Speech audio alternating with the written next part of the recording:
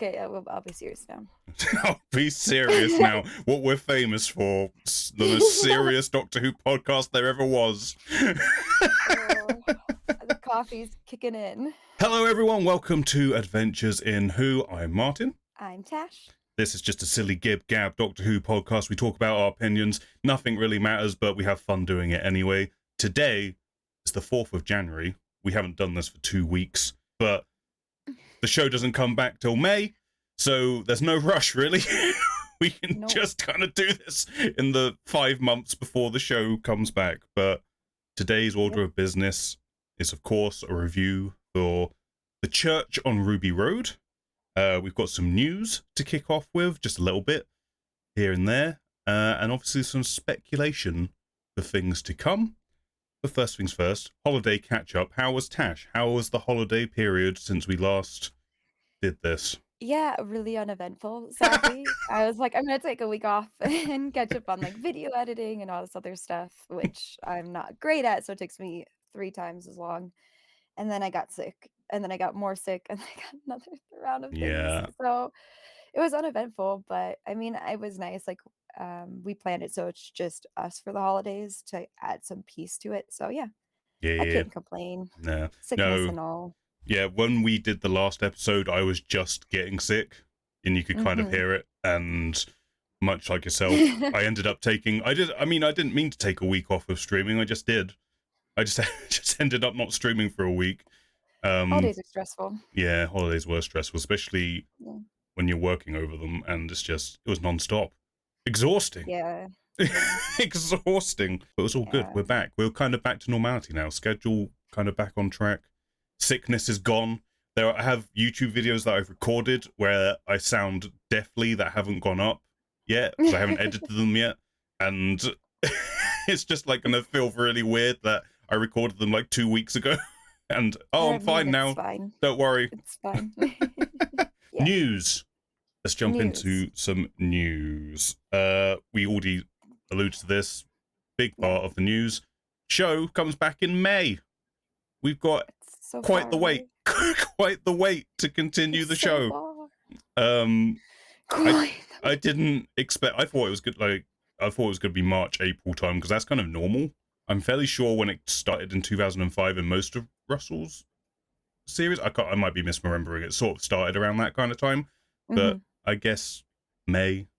I mean, it is what it is, I guess. I don't know. I wonder if that's something to do with Disney Plus. Maybe I don't know if Disney Plus has a show coming out in spring, maybe, and they don't want it to bounce off of that. Maybe a Marvel thing or a Star Wars thing. I don't know. I just wonder if that's a factor. That's a lot of power for them to have too. I don't understand the power dynamics either right now. No, so it is interesting because at the mercy of everyone else as well. I mean, I watched the InVision commentary last night, and they're pretty explicit about the fact that the show has more money, and that has to do with Disney Plus's involvement. So where money is exchanged, it feels like they must have some kind of say over things. And in fact, in that commentary, that they even, we'll talk about it when we get to the review, but there was a scene that was filmed specifically because Disney were like, "Hey, could you add some stuff, please?" So they have a say in things to some degree. I just wonder if that air date has something to do with that. But yeah. Show's back in May, everyone. I don't know what that means for the podcast. I feel like we'll probably maybe do an episode maybe once, maybe twice a month, and we'll try and think of something to do. I've got a kind of an interesting idea. If both of us do like a battle, like we take a season. Battle? Yeah, so like if we like say Matt Smith's first season, we both choose an episode to fight out for who has the best episode, but we can't tell each other what we've chosen. What if it's the same episode? Well, I guess we'd have to come up with a backup, and yeah, that is true. Yeah, I mean, that would be fun. So that was kind of the idea I had shooting around my head, but I feel I think that might be good. But we'll see. We'll figure it out. We'll spitball some ideas. We could do a trivia battle as well. That's something we could do. That could be interesting. That could be interesting. I know I would lose that. I know I would lose that. My brain holds this much information at a time. Just have to study up. We'll plan in advance. We'll do a we'll do an advance warning, and we're like, here we go. Ugh, listen, I trained with my citizenship test, and I'm sure that this will still be harder than All that. those Doctor Who questions that are on the citizenship test. I'm not just remembering so much random information within 24 hours. Oh god. Uh, the shooty filming sex ed while they were filming like the first half of Doctor Who, and that's in the Envision commentary. Like Russell talks about it. He was like, for the first like block of filming, it was basically the Millie Gibson show because Shooty wasn't around, so she was like heading up the whole thing for the most part to start with. But yeah, I wonder what that looks like in the show, if they had to go back and pick things up, or if some of the episodes are slightly Doctor light. Might be interesting. Who knows? We'll see when we get there. Yeah, May, everyone. May. May. It's so far away. All right, next thing. I got this from Deadline. They reported that for the Star Beast specifically, they received, the BBC received 144 complaints about the casting of a transgender cast member. And the BBC basically retorted with saying, get fucked, mate, we're still going to do it. Like, that's The correct response. that's what it boiled down to.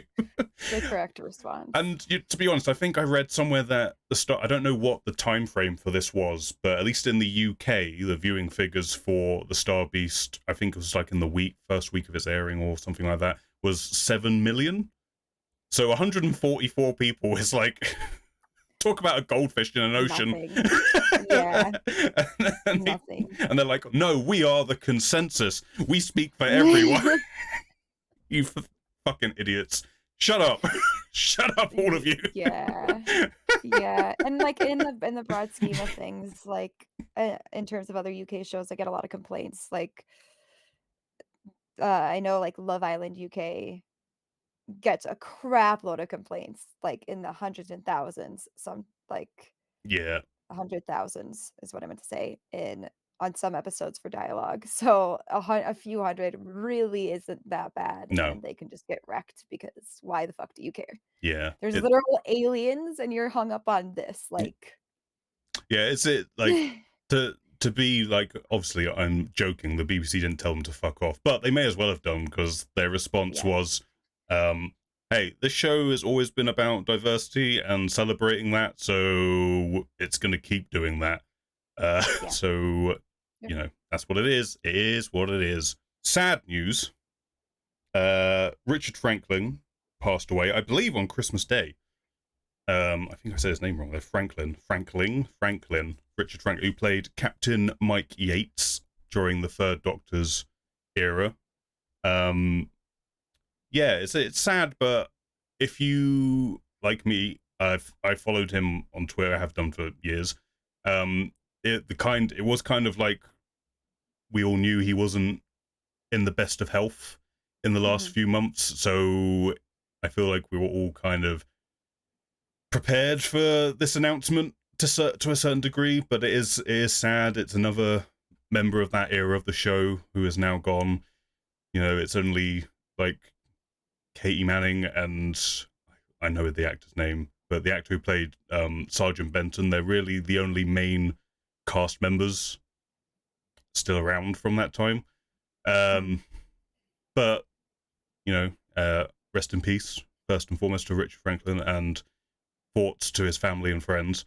I love Captain Yates. I mean, he's kind of a posh boy officer character, but there was a gentleness to him as well, and he was definitely a part of that unit family that kind of made up the makeup of that era of the show. And yeah, it's just sad to see someone else go. That's all the news I have. Did you have anything?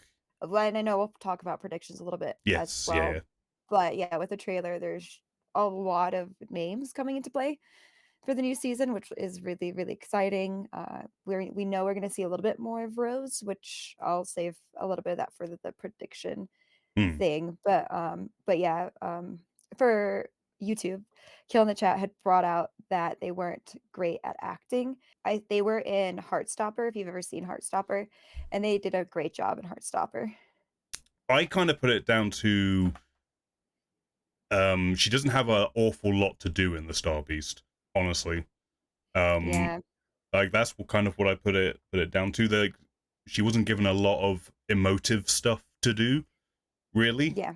Um, she's really there to kind of dispense information for the sake of the plot for the most part, or to ask questions so that those questions can be answered by someone else. Um, but we, as you say, we know we're going to get more of her in the upcoming season. We see a little glimpse. Um, in the unit HQ, they're getting their money worth out of that HQ set. They're doing it. That Avengers Tower. But yeah, and Kill also pointed out when you're around such great actors, it can be hard to reach the same standard, and I think we didn't really get, like, too much of the emotional side of Rose in that situation. Hmm, Again, there's clear that there's stuff going around, like, you see a little bit of that bullying scene, but we didn't get yeah, to see too much of it because everything else that was happening, so it'd be nice to see Rose have a little bit more time to herself as a character. yeah.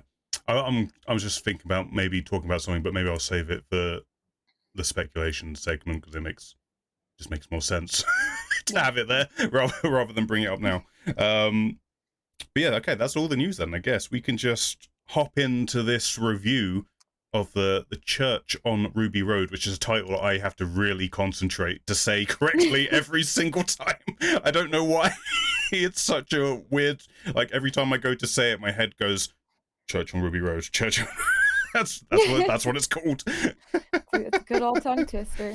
Oh dear. All right. So the church on Ruby Road, the plot of which is Ruby Sunday, a orphaned girl who is then fostered and stays with her foster family, grows up with them, is being plagued by some cheeky little goblins for some reason.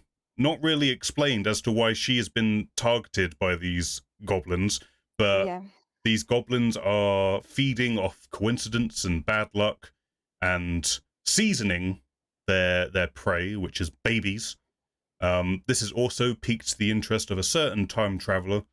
Again, we're not really sure as to why the Doctor has become interested in this. It's not really explained. He's just Mhm. kind of overlooking the situation until it comes to a head and the two of them finally meet, and a big old goblin pirate ship is up to no good. A big old goblin king is up to no good, and the Doctor and Ruby have to stop them eating babies. That's Yeah. basically the story of this episode. Tash, we Yes. haven't spoken about this at all. We've No, we been haven't. completely radio silent about this episode. When the giggle happened, we were like bursting at the seams to talk to each other about it. Yes, yeah. There's just been nothing. Like I was like, is this a worrying sign? I don't know what's happening.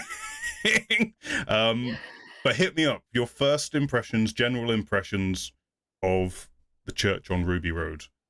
Yeah, and I think, like, a lot of that had to do with it being the holidays and we were Yeah, sick yeah. and yeah, all that type of good jazz.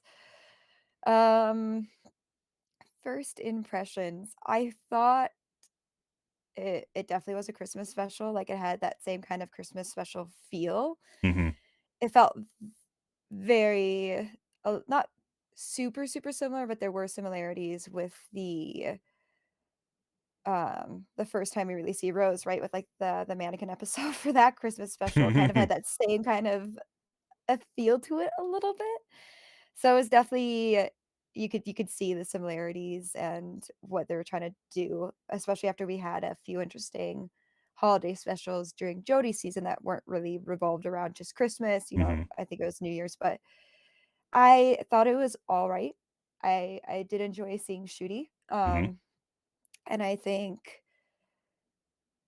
Ruby is great as well, and yeah, there are some things that I was just like I don't know if it ever fully got explained or anything like that, but it was what you would expect from a Christmas episode. Yeah. But it was nice to see these characters and get introduced to them with a little bit of taste, and with a little bit of mystery around Mrs. Flood as well. Mrs. Flood. Oh boy, the theories are aflowing about Mrs. Flood. No, But yes, they are. you Yes, know they what's are. it's really weird in the Envision commentary. The way Russell talks about Mrs. Flood is like, is she ever going to come back? Is this just like, is this A even a random thing? thing. But I feel Yeah. like no, she will be coming back. I think he's just being too smart for his own good in that in that commentary, Yeah. just acting very nonchalant about the whole thing. Yeah, yeah. My impressions, I have to Mhm. say, I'm very happy we're doing this 2 weeks after the fact because You did say um that. uh I feel like I, especially after watching it again, I have softened, I will say, my opinion on it overall. Um, but when I first watched it and I was thinking about it, I was like, look, I will say first and foremost, when it's a Christmas special, I always take them with a sort of a hint of salt because the episodes and the show can get away with more during a Christmas special. You can sort of be a bit, you can up the cheese factor a little bit. You can sort of lean into the like the silliness of it being a Christmas special and all that. So I keep that in mind always Yeah. when it's a Christmas episode.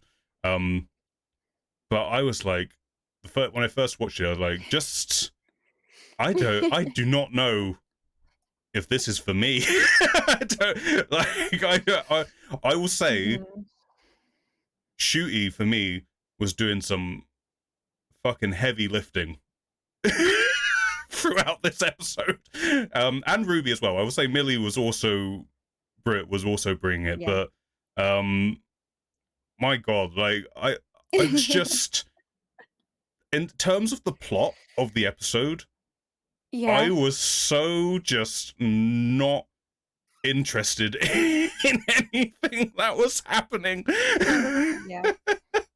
I feel like I'm being a It was a party there's a pooper. lot going on. Um, No, no, you're like not. I because don't think you are. when it We've aired, had and this about time before. yeah, I saw like people were really like jazzed about it. They were super into it, and I'm very happy for all Mhm. those people.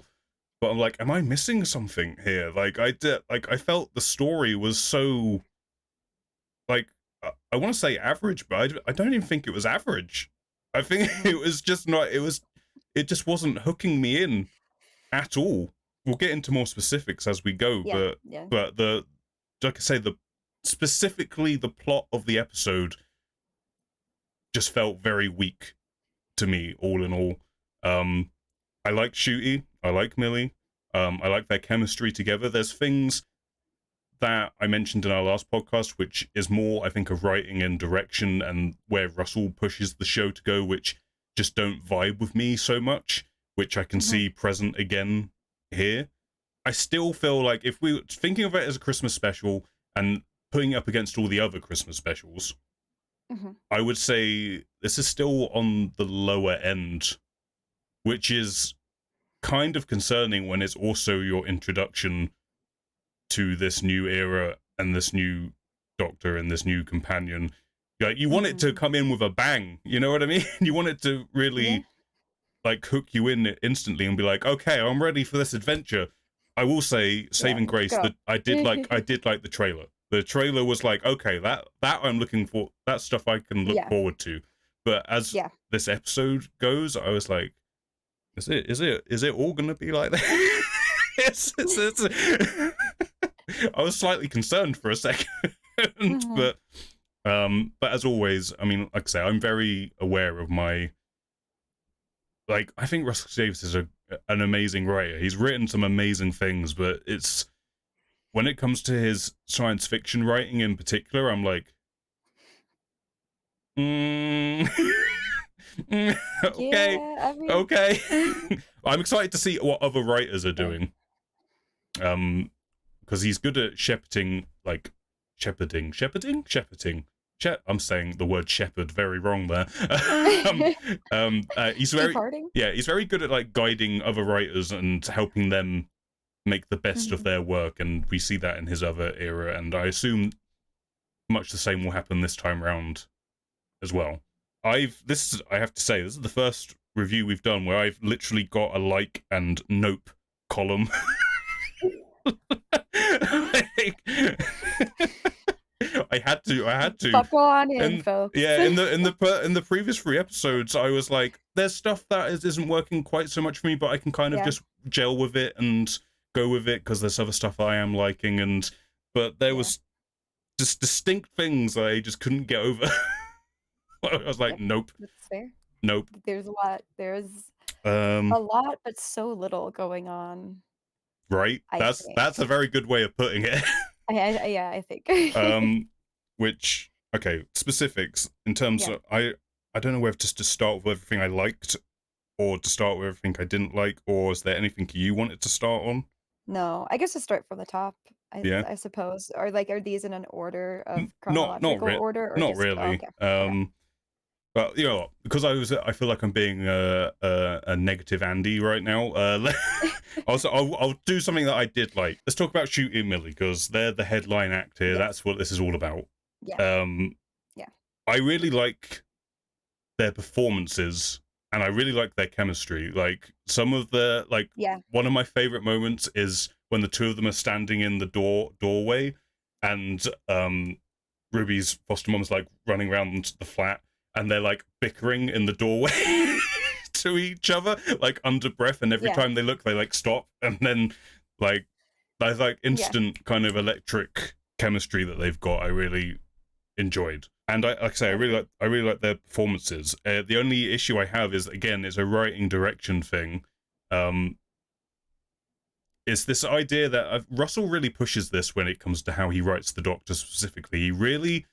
Mhm. He likes to write the Doctor as if he's human, and I'm like screaming like he's not human. That is the point. He doesn't react to things in a way a human would react to the things. Mhm. um, Are you talking about emotional stuff here or just everything? well, the emotional stuff was kind of twofold. One, they tried to like the pace of the episode is so weird to me. Like it has a kind of a slow build up, and then it just Yeah, goes a million miles per hour around the 20-minute mark. It just yeah, goes and doesn't stop and doesn't really breathe. And when it came to the emotional beats, specifically when Ruby disappears yeah, and the Doctor kind of breaks down, I'm like, yeah, I'm not emotionally attached to these characters enough to buy in to this moment, and it, it just it feels like I guess what it comes down to, I don't understand why the Doctor is so upset by this moment that he's crying. Like yeah, I feel like he would be more like, okay, I need to figure this out. I need to solve this. Like the urgency yeah, should be taking precedent over everything in that moment. yeah. Um, so I don't know. I mean, you shoot. Tell me how you're feeling about all of this stuff.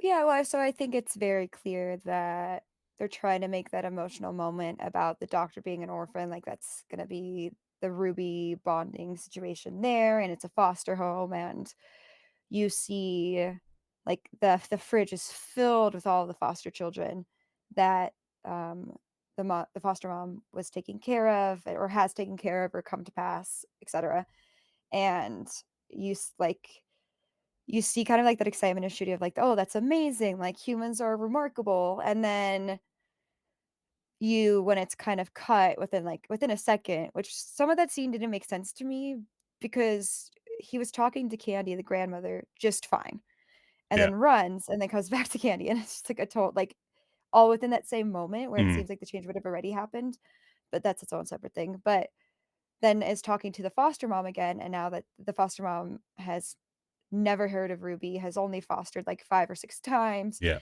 and it's purely not purely for, but they kind of hint at it a little bit for financial gain, which I think is that felt a little bit dangerous to me because that is a real thing that happens, I guess, but I couldn't tell if the doctor was emotional for all of I know he says it's for all of the lives. Yeah.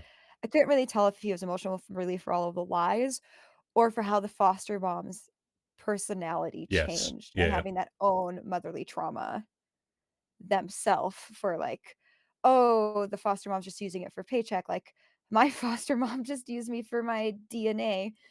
No, she the gra and Candy did get her tea at the very end. Yes. Candy did get her tea at the very end. I saw so many memes of name a more dynamic duo, and it was just Candy and a cup of tea. That was good. I Was did like really that. just yeah, I mean, and I to be like, when I said it kind of this episode kind of felt like, when we're introduced to Rose for the first time, it has that same punch of, like, you're meeting the family members, and the doctor's being dynamic with them and Hmm. being, like, chummy with them already, which isn't uncharacteristic, like, of Russell T Davies to write that in, we know that. Yeah. So Candy was great. I have no complaints about Candy for someone who is only stuck really in one situation there. Candy was amazing. But yeah, I couldn't really tell what the doctor in that moment was more emotional About. about. Yeah. Yeah. Yeah. Yeah. Yeah.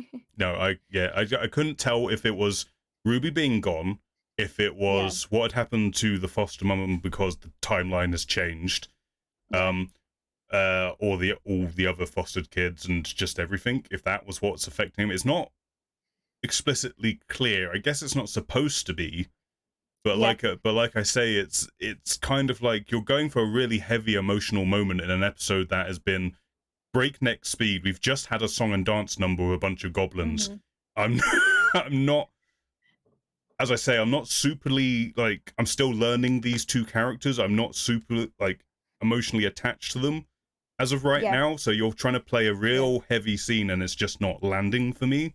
Like say if this was a sort of scene that had played somewhere within a season where I've had the two of them for a while, it might have a little bit more weight. And I actually will say at this point, there are things in this episode that I didn't like, but I feel like there's a chance that that could be rectified because I feel like there's stuff in this episode that's going to get looped back round to mhm. at some point, and that might change my opinion about certain things. I feel like that's Yeah, very yeah, much on the cards because it feels like there's a lot of things here that are key to the character plot lines that are going to be going through mhm. this first season or beyond. So then maybe that's one of them. I don't know because we don't, like I say, we don't really know why the Doctor was investigating this in the first place. If we ever will, Yeah, who knows? We don't we know there's a time gap between when we last saw him and here. We just don't know what may or may yeah, not have happened. Um, if we ever do. yeah, and I think it's not funny, I guess interesting is a better word to start using as a phrase, but we were just talking about not letting the Russell T Davies not letting enough emotional moments breathe Hmm. in the Yes. 60th anniversary episodes, and now you have, like, this where it was a unique emotionally, like, invested or seems to be so invested scene and having the space for that to breathe. Yeah, it's very interesting. We always say he doesn't do it enough, and then he did it, and Hmm. then I think it was just a moment of, like, But it just kind of comes out of what nowhere. is the doctor emotional about in that moment? But theoretically, we have a more evolved doctor this time with, like, the rehab out of order type of situation, Yes. and maybe the time with that David, Tennant's doctor has spent with the nobles has changed that emotional state to be more Hmm. human, so they've had time to, like, sit and appreciate family a little bit more, we would hope. Um, so Yeah. maybe, like, that's playing in a little bit into how Shooty's doctor is acting Yeah. now. But yeah, there's just a lot that we don't really know, but yeah, it was just one of those scenes where I wasn't too sure which was the biggest emotional thing in that moment that the doctor was upset about. Yeah. No, I agree. Again, I want to stress Shooty's doing an incredible performance there. Like he's really bringing it. I'm just Yeah. story wise and character plot wise and stuff. I'm just like, what what's happening? Yeah, yeah. I mean, when that thing is resolved as well, I felt, like, equally confused Hmm. because Rubio's like, "I don't know, you weren't there," and then like, Um, take a sip of coffee before you do your magic hands. those magic hands. Don't spit it out. Stop it. Why would you curse me like that? Listen, we've had enough death spill situations. YouTube, we're back. There was an edit. I also lost my hoodie. Don't worry about it. Timey-wimey stuff. We're all good. We're all good. No one panic. Nothing to worry about. Not at all. You should have been here live. Twitch.tv/IndieGeekGuy. You should have been here.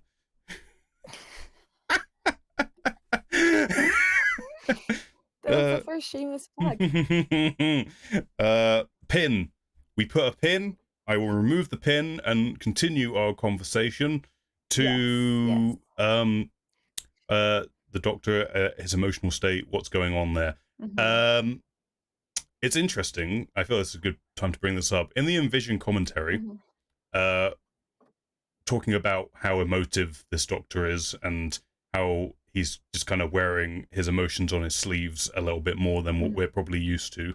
Russell mentioned that he had an an argument with a writer for the next season. A creative Mm. debate. A creative debate is probably more accurate way of describing this. Interesting. Basically, in a upcoming scene, I don't know if it was the second season or the first one that they were talking about, but Mhm. the writer in question was saying to Russell, "But the Doctor wouldn't do that," and Russell was like, but this Doctor would. This Doctor would do that." Um, Mm. so, and this came off of them talking about how Shooty is, like we're saying, a much more emotive version of this character. Um, Yes. so it's interesting. I don't feel like the Doctor's been unemotive in the past. Mm. Look, here's the thing. I've said this on the podcast already. My favorite Doctor of the new show is Peter Capaldi, who, his whole shtick is where it comes to the emotions, is all very much about what he's not saying and Mhm. kind of wearing it on his face a little bit more and reading between the lines rather than having the emotiveness just bursting at the seams. Um, so I don't think closed or cold. Maybe in the first season, there's a bit of that, but once you get past that, but a little harder to read, I guess, is a better way of putting it. Um, so Russell definitely going for this more, like, it's kind of the same thing with David Tennant. I would say the 10th Doctor is very much like this. It's just like, I mentioned it, like when the 10th Doctor is angry, you bet your ass he's going to shout. If he's sad, the tears are coming. Okay. And like I said, that just seems to be how Russell writes and creatively Mhm. pushes the show. Is kind of like, I don't hate it. Sometimes it works. But sometimes it is something that I personally bounce off of, Mhm. just because I feel like sometimes it goes over the line of, you are all aware that the Doctor isn't human and wouldn't react to things in a human way. Yeah. um, so that's just, that's a personal hang up of mine. If you love how that direction works, then like I say, I'm happy for you. Enjoy the thing that you enjoy. And Yeah. again, this is a silly gib gab Doctor Who podcast. Don't take anything I say seriously. Yeah. Yeah. um, We're not no, professionals by any means. no. We're just Um, babbling about something that we're passionate. but I do think that was just an interesting little tidbit of the direction that they're going with Shooty's Doctor, and it's definitely on show in this episode that that's what they're going for. And I could see a little bit more of, like, the emotional beat. Like, we get a glimpse, right, of, like, Shooty sees Ruby's mom, or so it's kind of been led to believe that that's Ruby's mom. We really don't know fully. Hmm. Walking away from the church. Mm-hmm. And I feel like having more of an emotional beat there maybe would have made more sense a little Um, bit. I mean, it's interesting because this is a theory crafting moment. I tried to look out for Yes. this when I watched it the Yeah. other night. At the beginning, the cold open of the episode, we have Shooty arriving in the TARDIS, running out and seeing the mother, if Yeah. that's who it is, walking away. At the end of the episode, when we loop back round, a similar thing happens, but Shooty exits the TARDIS, goes to the baby, does the whole thing, comes back, and then has that shot where he's looking at the mother walking away. So people are kind of, is this a series 5 Matt Smith missing his jacket moment where that scene is actually going to loop back round in some way, and the scene that we see at the start of the episode is actually something else that's happening at the end of the season, and it's all like a bait and switch of, does the Doctor leave, Yeah, and then immediately after he leaves a future version is going to show back up yeah, in that moment. Like, that's it's, I mean, I was looking for it. I don't it's know, possible. I didn't It's notice any possible. big differences. Like, some people were saying Mhm. that Shooty in the cold open, you can see him crying like full on, but then when you get that shot later on, he's just like kind of slightly tearful, right, opposed Mhm. to a full on. Um, but we will discuss our theories about the mother walking away. What is wrong with my mouth today? I'm just saying all the words wrong. You and mothers. Something about mothers is getting Indy a little bit flustered over here. um. Okay. Okay. Let's. We'll move on. We'll move on. Mhm, mhm. Something else I did like.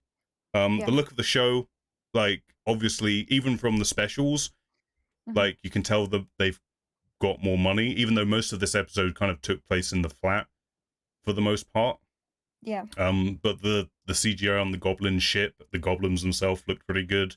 The Goblin yeah, King being like a big physical creature, like, all of yep. that stuff looks really good. So you can tell the money's being spent, Mhm. which is nice. It's nice to see our little show getting some injection in that way.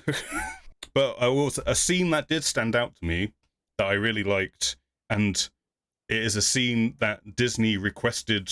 Well, they didn't request the specifics of the scene, they just wanted an extra scene added to have the Doctor earlier on in the episode. Mhm. Um, because apparently they did a test of the episode, and the audience was like, "This show's called Doctor Who, and there's no Doctor Who in it for like a large period of time." So I'm not getting flashbacks to Joey's season, not at all. and so Disney requested, could you add a scene to have Shooty in there earlier on? And Yeah. that whole scene is the bit with the snowman falling off, and Oh, the scene yeah. with the policeman, and which is interesting because they did actually film that scene not that long ago. And given that they're basically 2 years ahead of schedule, Yeah. filming wise now, I Yeah. think a lot of people when they were filming that assumed that that was going to be from the next Christmas special, when like set Oh, yeah, reports probably, were yeah. coming up. I don't think people Yeah. realized it was going to be for this one. Um, but I have to say, Surprise. good on Disney, because that scene's really good, and it really does showcase Shooty's Doctor in a good way.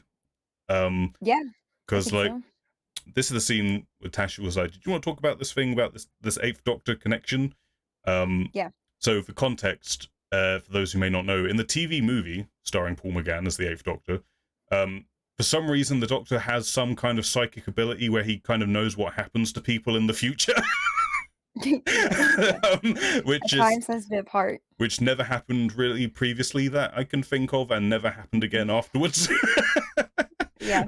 In my head canon, I just kind of go, he probably just recognized the name and was like, "Oh, I know that person from the future," and that's how I justify it in my head.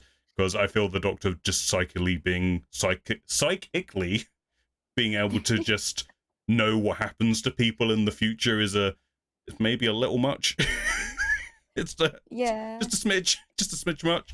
But that scene did evoke the same kind of vibes of the Mhm. Doctor just being like, "Hey, you're going to have a good future. Don't worry about it," to this police officer who was Yeah. fumbling. And it was a good Yeah. scene. I liked that moment. I think it, and you can definitely tell Shooty feels much more confident with what he's doing with the Doctor in that scene, which makes sense Yes. Yeah. given that the rest of it Yeah. is obviously filmed way earlier on, and you can tell he's just kind Yeah. of throwing stuff, seeing what works, what's sticking, what Yeah. works for me. Whereas in that scene, it's like he kind of, I get the sense he knows what he's doing and is much more Yeah. comfortable with it. Yeah, no, I really liked it. I mean, yeah, I think they call it, like, a time-sensitive heart, and to some extent, every doctor has it, but so like, not really, like, has it, like, as compared to the 8th Doctor and potentially Shooty. We have no idea if this doctor is gonna have it or not. It was just felt very, like, predicative kind of in that way of, like, "Oh, crap." Like, obviously, there are signs to what is happening that you could just say it's just, like, the signs and following it, like, even with the ring box, right? Or, like, the ring that the police officer has, Shooty's just like, "Well, my sonic screwdriver, oh, like, only rings around that noise," or something along those lines. But it's kinda just, like, downplayed from that moment how, like, little you know what I mean? Like, it seemed like you wouldn't just get that information from a sonic screwdriver. It kinda felt like that kind of, like, predicative of, like, "That's why she loves you, 'cause sales go on You're right. Tuesday and you couldn't wait." Just You know, couldn't like, she's wait. gonna yeah. The doctor's he's jumping to a Yeah. conclusion, but let's hope he's right. Otherwise, that Yeah, that right? police Like, officer's otherwise going to be real sad. yeah. That yeah, it really is, and I d it's you can kind of see kind of that, like, maneuvering of the doctor, which is like, "I got a bigger problem, I gotta keep moving" type of situation, like, you see that synchronicity within, like, Yeah.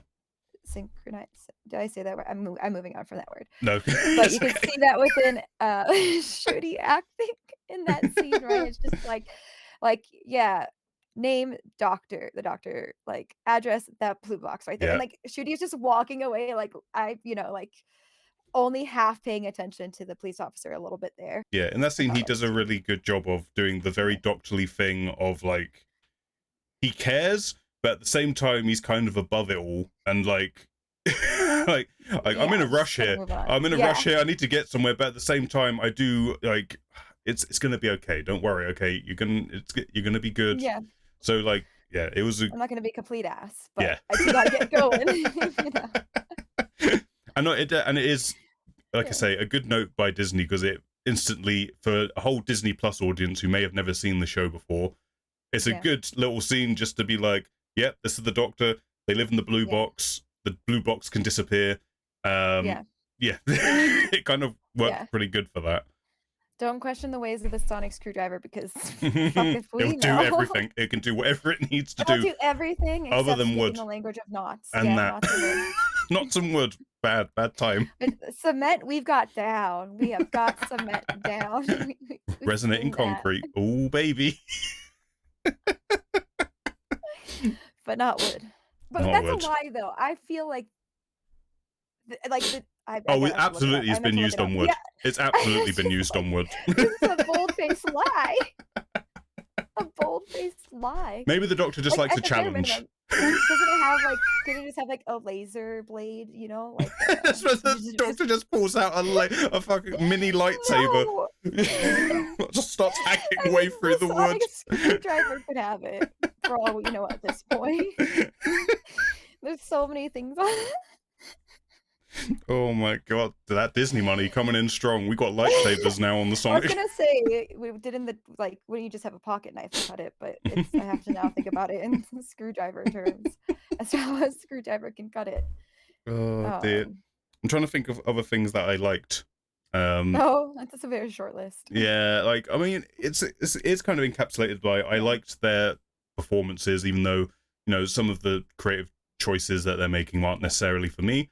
But I did mhm, enjoy their performances nevertheless, and I liked that scene with the police officer because it was a good introduction, and Shooty was yeah, just like so completely the Doctor in that scene. Like I say, the production value and everything is looking really good and is exciting for the future. In terms of this episode, everything else for me was kind of middling to I don't know if this is working for me.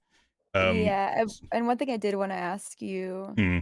'cause I know you had mentioned it, like, when we'd seen the teaser, how do you feel? Because you were not a fan of seeing the Doctor at a club dancing. Oh yes, you want to ask me about How do you this? Um, yeah, well, I mean, if we're going, I can imagine if you didn't have good things to say about it, um, because you had said it already, but if we're going into that segue, I know it's something that you had mentioned before, so I wanna see how you feel about it now. the club scene is interesting because it's again, it still felt a little Hollyoaks to me, which for context is a British soap opera largely revolving around younger people, but not always. Um, and I think I just feel like that about any clubbing scene in anything. It's so that's just what it brings up to me. But in terms of the Doctor being at a club dancing, in context of the episode, it's he's there because he knows Ruby's there, and he's overlooking Yes. her for these undisclosed reasons. Um, Yes. and I don't know, because we've had discussion of the Doctor doing some crazy stuff off screen, partying, drinking. We just never see it happen. And this is Yes. the closest we've ever got to actually seeing it happen, and it's different. Um, Yeah. I just I don't know. It's very fleeting, so it wasn't like I say. I was like, is this where we're going with this show? But in terms of actually Yeah. watching the episode and the context of it just being a short little moment, it Yeah. wasn't like I was like, yeah, whatever. Like I didn't hate it or anything. It's like, yeah, okay, that's what we're doing. Yeah. I mean, I am glad that we got to see a little bit more of the Doctor in the scene that was added, because in that moment, it's so brief that we really get any dialogue from the Doctor, and the way he just delivers, "Oh, no, it's worse than bad luck," so swiftly that there's no, like, Ruby wasn't like, "Excuse me?"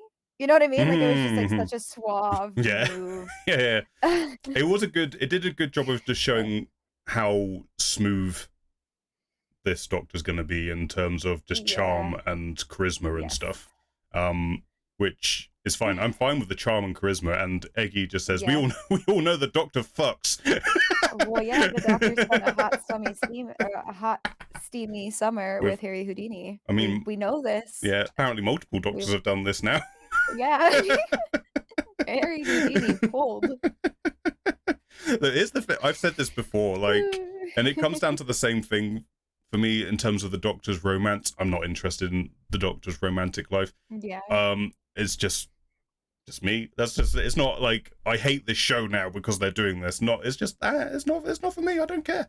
I just don't care. And also The the Doctor doesn't deserve love. no, that's not. It's just I just don't. It's just whatever. Okay, sure.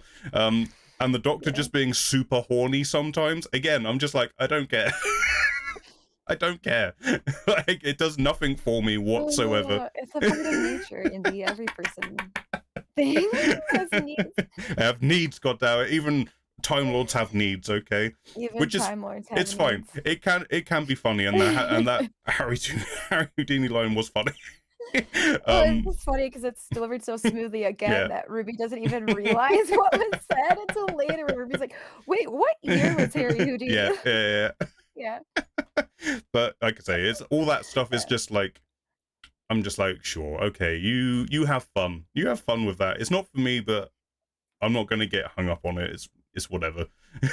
I just wanted to see if it changed your opinion No, I mean, I on guess, it, knowing the context. yeah, I guess in terms of changing my opinion, it went from oh, is this what we're doing to whatever. I guess Yeah. like it's just like I say, the context of the scene being that the Doctor is overlooking Ruby for goblin reasons, I guess.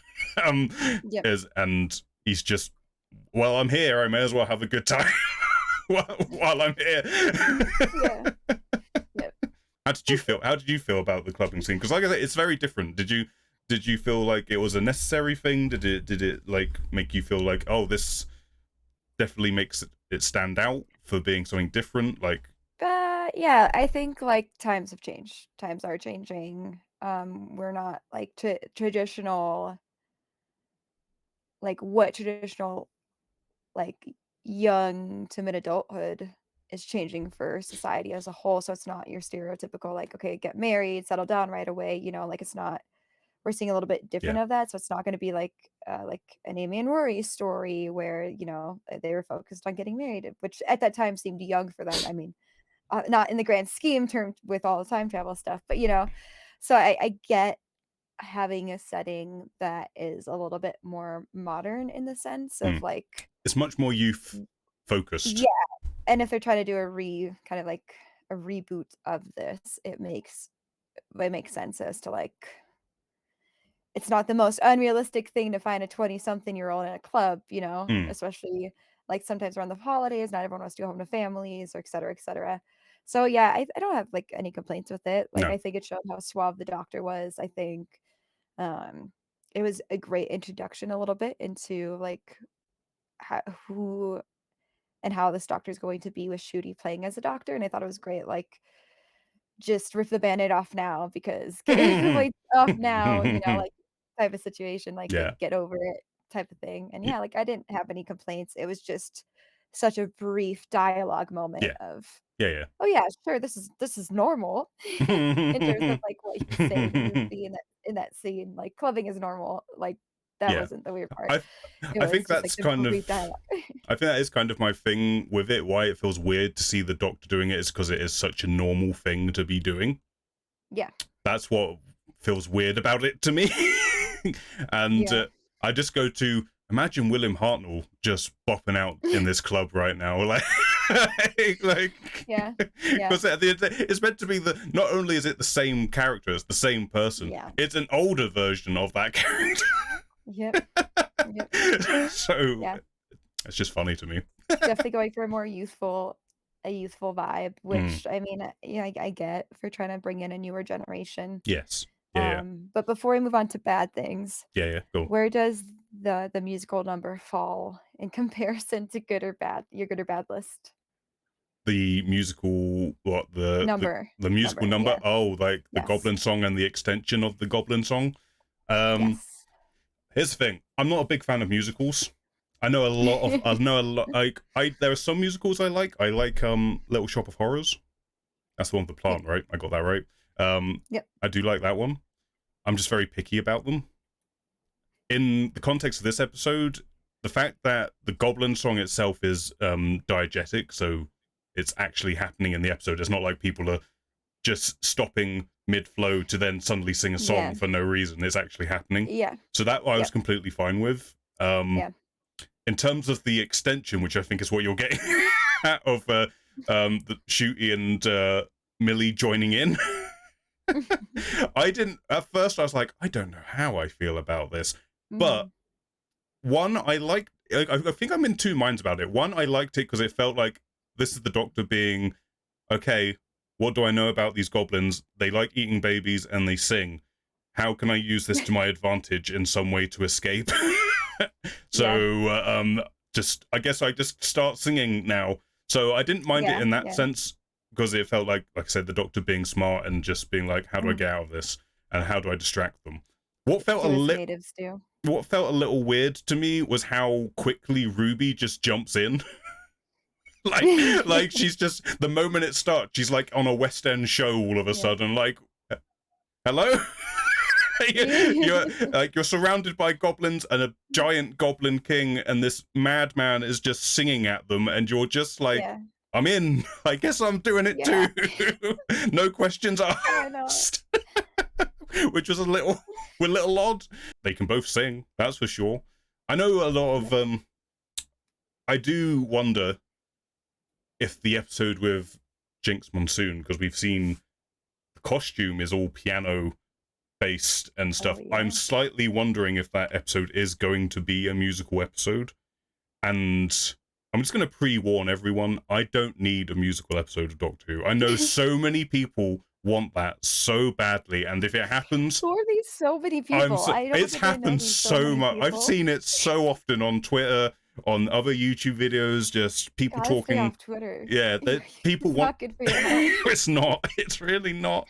Um, I know, but it's that trend, right? Because I know Buffy had Yeah, a musical episode. I know Supernatural's had a musical episode, and all these other shows. And I think yeah. those fandoms kind of crisscross all together to a certain degree. And then I think those people are like, yeah, Doctor Who should have a musical episode. It feels like that would work. I'm just going to pre-warn everyone, if that ever happens, I don't I don't know how I will feel about it. I don't know if it will work for me. Um Fair. yeah, it's just it's like I say, it's just a prerequisite of me not being super into musicals in the first place. Mhm.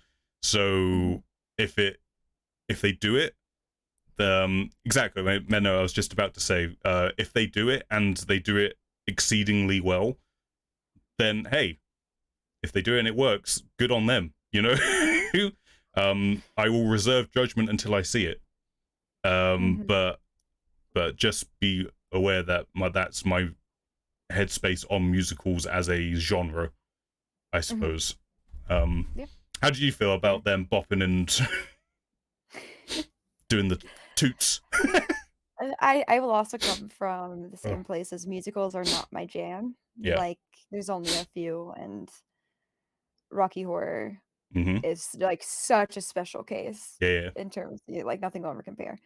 Um, like and it's not unique for there to be a musical episode or whatnot, like, ha Riverdale halfway through their seasons just decided it's all gonna be a musical now, and singing is just canon to any dramatic scene, which is just I wild, think even Star Trek had a musical episode recently.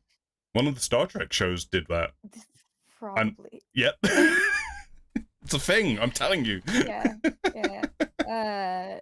So, like, we've spoken about the Goblin song before and how Yes. it went to, like, a good cause and whatnot, and, like, it's a catchy song, and, I think it's very, like, indicative, like you said, is how the doctors, like, "I gotta, do what the natives do, like, real Mm. freaking quick," right? Like, the Hmm. doctor is always amazed and in tune to kind of how the other native species, whether it's humans, plants, etc., on a planet act, which isn't unique to us to see in terms of like that quick adjustment. I was actually watching some the past Christmas episodes, Mm.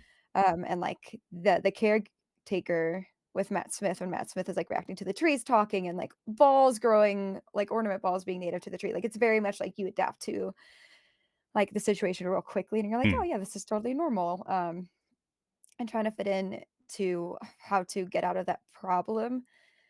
I think that I'm glad there wasn't more musical numbers, like, I it think it was was one just enough. song. Yes. Yeah, yeah, it made sense for the context of it.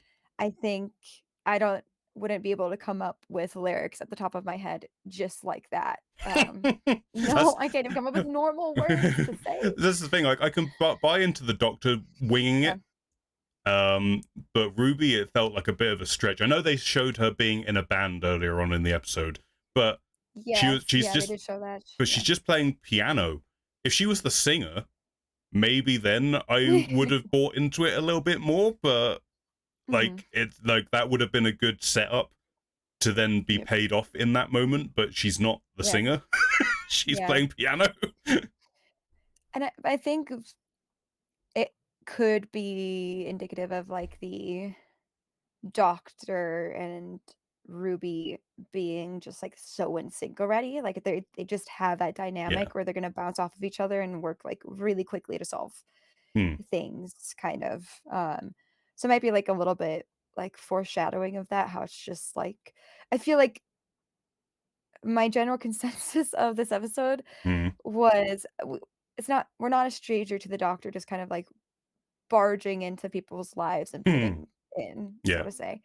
It was just so instant in this, like, "Just come into my home and this and that," and, like, it was just, like, such instant trust Right. No in a questions world asked. where that feels very strange to me, like, I don't think we live in an instant trust type of world. Hmm.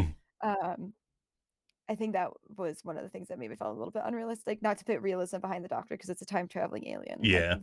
we got goblins in the sky or anything like that, but that was also one of those moments where it's just like, "Oh, you want us to sing to get out of the situation? Okay, bet. Like, I trust you 100% that this is going to work as intended Hmm. and have no questions about it," which would only have to show towards the, like, energy and same brave length type of relationship that they're going to have, I would hope.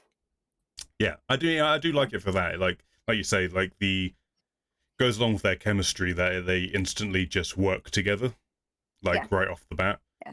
Um, but yeah, I mean, there's a few moments like that for Ruby's reactions to things Mhm.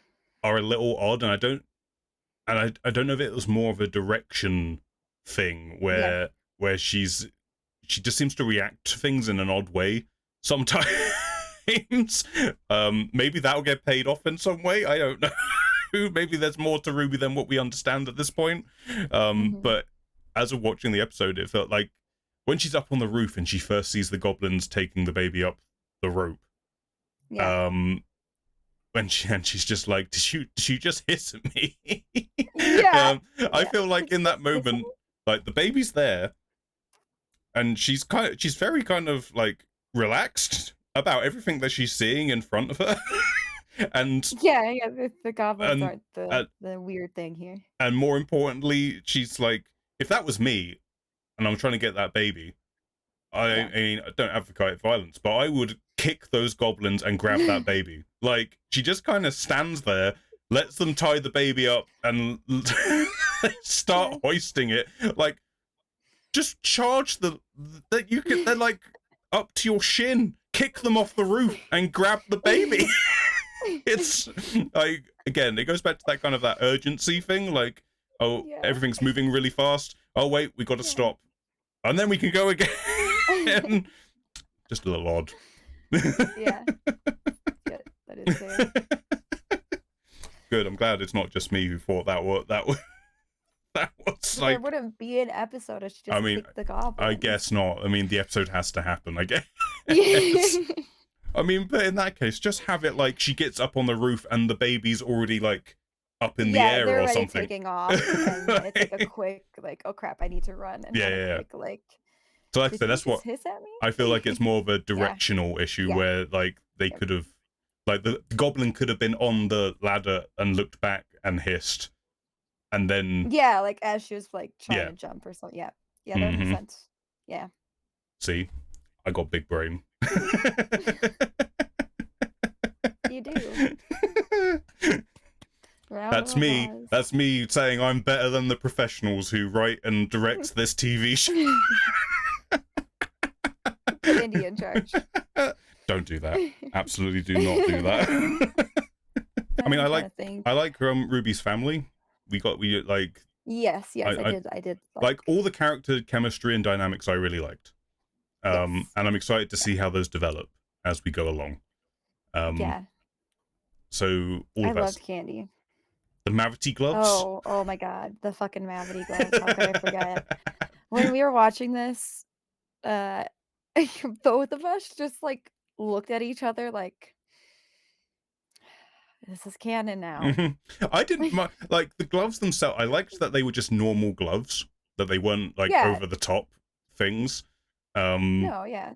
They um, seem reasonable. yeah. I mean, the mavity of it all. This joke will never go away. um, uh, maybe mavity will come back round. Like it's part of our speculation things, which we'll get to. But um, Yeah, it's but, the like, why? I didn't mind. I don't mind the gloves so much because it felt like a doctorly like thing to do. Like that, I'm gonna Yeah, make a little gadget to help solve this situation that I keep finding yep, myself in.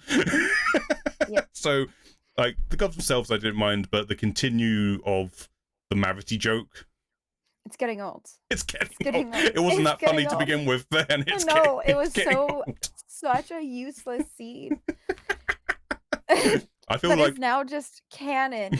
Like, fresh and I like, everyone's like, "It's just an opening scene, blah, blah, blah, blah," but, like, in the essence of, like, we only get 60 minutes, right? Like, 2 minutes in a show can make a big difference. Mm-mm. Clearly. Clearly, because now Mavity is a thing. So the gloves were great. Like, to be clear, what I wasn't, like, "What the fuck" about wasn't the gloves. The gloves are logical. It seems like something the doctor would do. It's wintertime on top of it, so if you're gonna keep your hands warm, of course, the doctor's gonna keep their hands warm and make a dual purpose out of something, right? It was just the Mavity, and I was like, "God damn it, it's never gonna go away, and they're just gonna keep rubbing it in our face," and I know there's gonna just be more things like that, and I couldn't be bothered for the Mavity stuff. Would I say that this is a high-ranking Christmas episode for me? Definitely not. Definitely No. not. Like, there are other yeah, it's bottom of the list for me. Mm, I can see what they're trying to do with the new generation, though. mm, So I'm not saying I loved everything about this. I think, like, there's so much I didn't really like, the introduction to Ruby searching for, like, her parents and that mm. the TV host Davina McCall. also having yeah, like, also having such insane bad luck and essentially dying for a second there in the TV show. Like, I just This actually, I couldn't really care for that. I'll ask you. Do you know who Davina McCall is at all? Like, Yes. this is a cultural thing, I guess. Like, it's Yes. Y okay yes. because Yeah.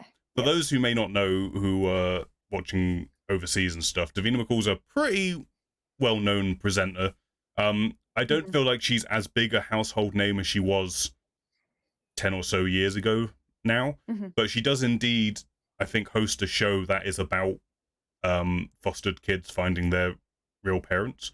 I don't know Mhm. what the show's called, but um, that's kind of why they brought her in. And Russell's a fan of Davina, so and she did do some voice work for season one, I think, because they did the Big Brother house thing in season one. So she came in to do some of the voiceover for Yeah. that. Um, but no, I mean, to me, it just felt like, oh, Davina McCall is a real person and she's appearing on a TV show. That makes sense that she would be hosting Yeah. said TV show, I guess. Um, Yeah.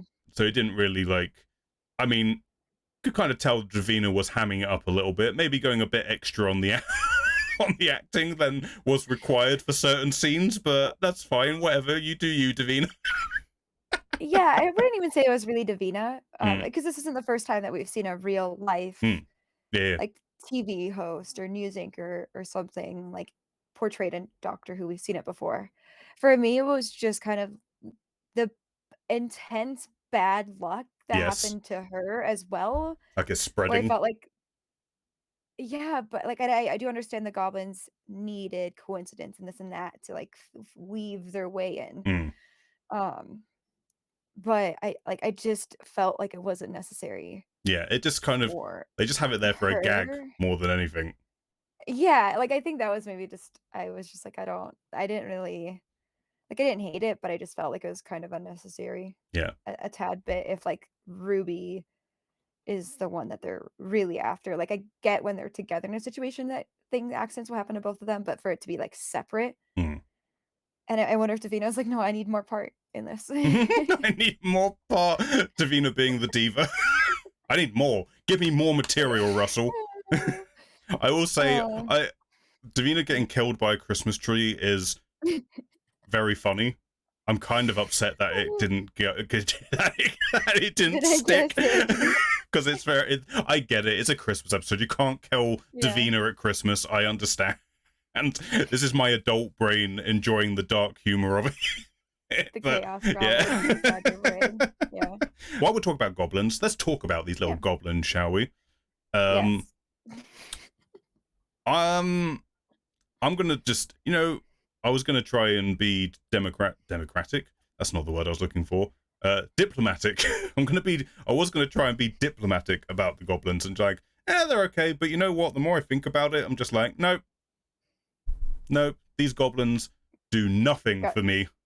Absolutely nothing. Screw diplomacy. Yeah, like all right. They're just.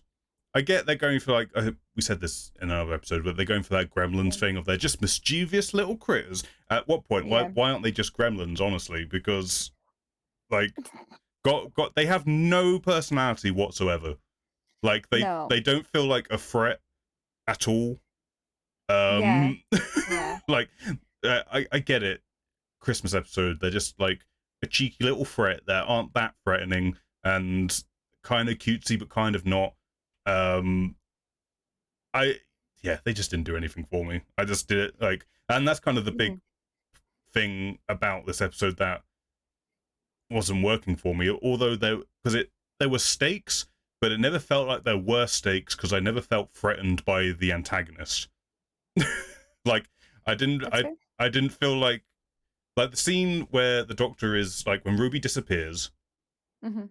and like that felt like the biggest thing the Goblins did was taking away one of the main cast members, and like that's the most threat that they had throughout the whole thing. Again, they didn't have Yeah. any personality whatsoever, but that's something of a threat. um Yeah. One of the things that irked me about that scene, I should have mentioned this earlier, is that that scene goes on so long, it starts to make the Doctor look really stupid at a certain point, because I'm like, my guy, I figured out what's happened. Surely you should have figured out by now what's going on. Like that, I don't know how long that Yeah, scene is, but it felt yeah, like it was going on for like 15 minutes. I probably wasn't 15 minutes, but it was like, yeah. have you not figured out what happened yet? I mean, interestingly, I think that scene, there was going to be a scene where the Goblin King, this would have been good. This would have made them felt more like a threat, but I guess they had to cut it for money reasons or whatever. The Goblin King Mhm. was going to come down to the flat and stomp about the place, and That would that makes more sense and to me. yeah, and the whole And reason they designed the flat to be a long hallway is that they yeah, wanted the Goblin King to like engulf the hallway and like be moving up it, but yep, yeah. they had to cut the scene for money reasons. And the way it was going to get resolved was that Ruby was going to be scratching off like lottery scratch cards, and Yeah. she was going to keep losing, and that was going to be making it more and more strong. And then eventually, Just oh my god, a light just moved. The goblins, they're coming. They're coming for you, Tash.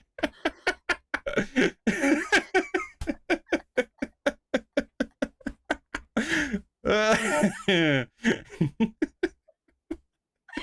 the cops would, like, say, "What about a threat again?" Say something what yeah, I know, right? but in all seriousness, I think that the house ghost is up to some stuff again because it came into my office the other day and another knocking had been knocked off the wall, but, like, not. the nail was still in the wall, like, it wasn't like the nail fell out of the wall, like, the painting was just It's not. It's not a house ghost. That's a goblin. You got a goblin in your house. Yeah, it was nice knowing everybody. Yep. This is my exit out. Tash is getting taken out of time. Yeah. Bye. But yeah, that, and then eventually what was going to happen in that scene was that Ruby would win on one of these scratch cards, Mhm, and then that would have made the Goblin King um go back to the ship. Like it would mhm. have been like a moment of her getting good luck, and that would have Mm. repelled the Goblin King. You're telling Which me that's more expensive than cracking the entire flat into half and being like, right, "That happened for apparently some so. reason." Apparently, putting a crack on the roof was less expensive than the Goblin King coming down for a party. The whole cracking thing made no sense. Like, I do get that something needed to happen to indicate, like, "Oh, something's fucked," Hmm. right? But, like, if they just went back to the beginning, I mean, I guess, like, cracks are canon, but it's yeah, I don't know. Yeah, I mean, I felt like interestingly, the crack in the ceiling in the in that InVision way. commentary, Millie Gibson Mhm. actually brings up, because obviously the cracks are meant to resemble them Yeah, changing time and going through and whatever. yeah, Millie Gibson yeah, brings up, is it kind of meant to be like the cracks in Matt Smith's era? Is that where you got that from? And yeah. Russell just goes, I didn't even think of that. No, that's did, the thing though, like, there's so didn't. many other ways that could have happened that would have been, like, more natural, I think, to what happens, but, like, it was just, "Let's another tear this building in half and leave." another It's what interesting thing yeah, that Russell says on that scene, the reason that Ruby's foster mum in that scene becomes so like, I don't want to leave this flat, yeah, why would I ever want to leave, is that Ruby's last words are "don't move," and that's meant to have stuck with her after she's vanished. So that's why she never wants to leave the flat.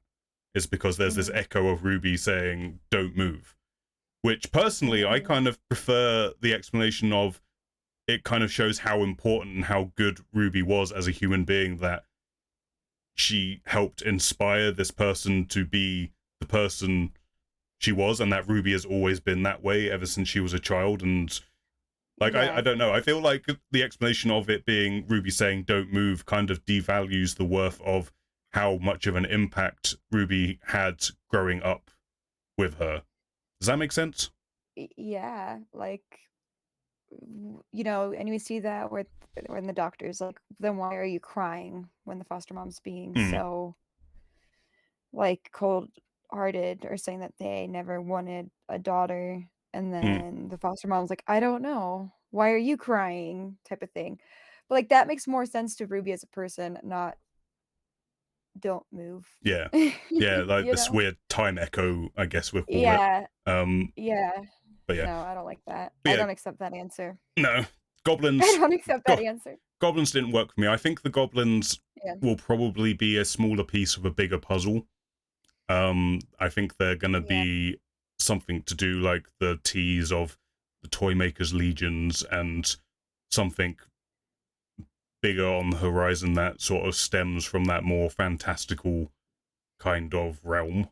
For me, maybe why the goblins didn't like, they weren't my jam per No. se, and I think, like, I couldn't figure it out, and now that we're kind of discussing it is because I watched a lot of the older Christmas specials, and obviously, most of those are Matt Smith because Matt Smith is my favorite doctor, Mm-hmm. and so I can only call upon recent memory of those ones, but you have a lot of the like, there's depth to the bad guy, and there's depth to the characters that are happening, Yeah. right? Like, we get a backstory of some per like, we get something, like, it's just kind of hinted at. Like, I guess there's maybe more mysteriousness about who the big bad guy is, what they're doing, why they're doing it, while also dealing with the emotional story that's happening with the characters as well. And I feel like for this, it was like, "Oh, it was resolved halfway through the episode. Oh, just kidding. Let's take a weird direction with it." You know what I mean? Like, I feel like Mm. we didn't get that build up as to, like, why they're so threatening and why they're really doing what they're doing besides just to eat a baby. Like, I get that that's their main meal, but, like, why did they pick Ruby? Yeah. Like, These et like cetera, et cetera, et cetera, and these are what we got, I think, in other Christmas episodes that make it them seem a little bit more, like, yeah. on your seat, emotionally invested. Yeah, I feel like this falls into the category of things that there may be an explanation down the line, and we might loop back to it Yeah, in some way, and that might be like, oh, I see now, kind of thing. Maybe, possibly, who knows?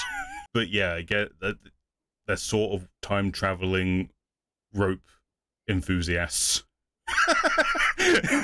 These goblins rope who enthusiast. that eat babies. Like, yeah, it just, yeah, Yeah. they just didn't do anything for me. I don't think.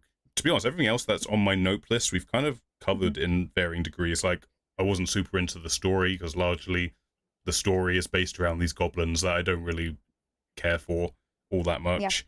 I talked about the pacing being kind of all over the place. I'm trying to get to know these people, and we're just moving, and I'm not getting a chance. I mean, I like the scene of them tied up on the ship. That was a nice moment Yeah. where we just got them talking, and we got to, Panicking. yeah. And I liked that they were both in sync with one another, but they weren't afraid to bicker with one another at the same time, and Yeah.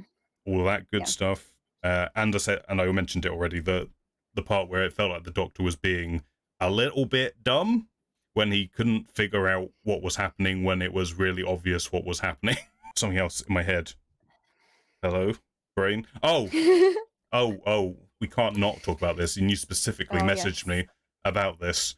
Um, the Yeah. conclusion of the episode. How can we not talk about it?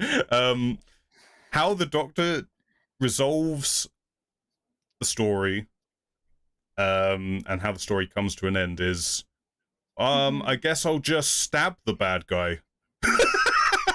Oh, yes. Yeah. N The most- I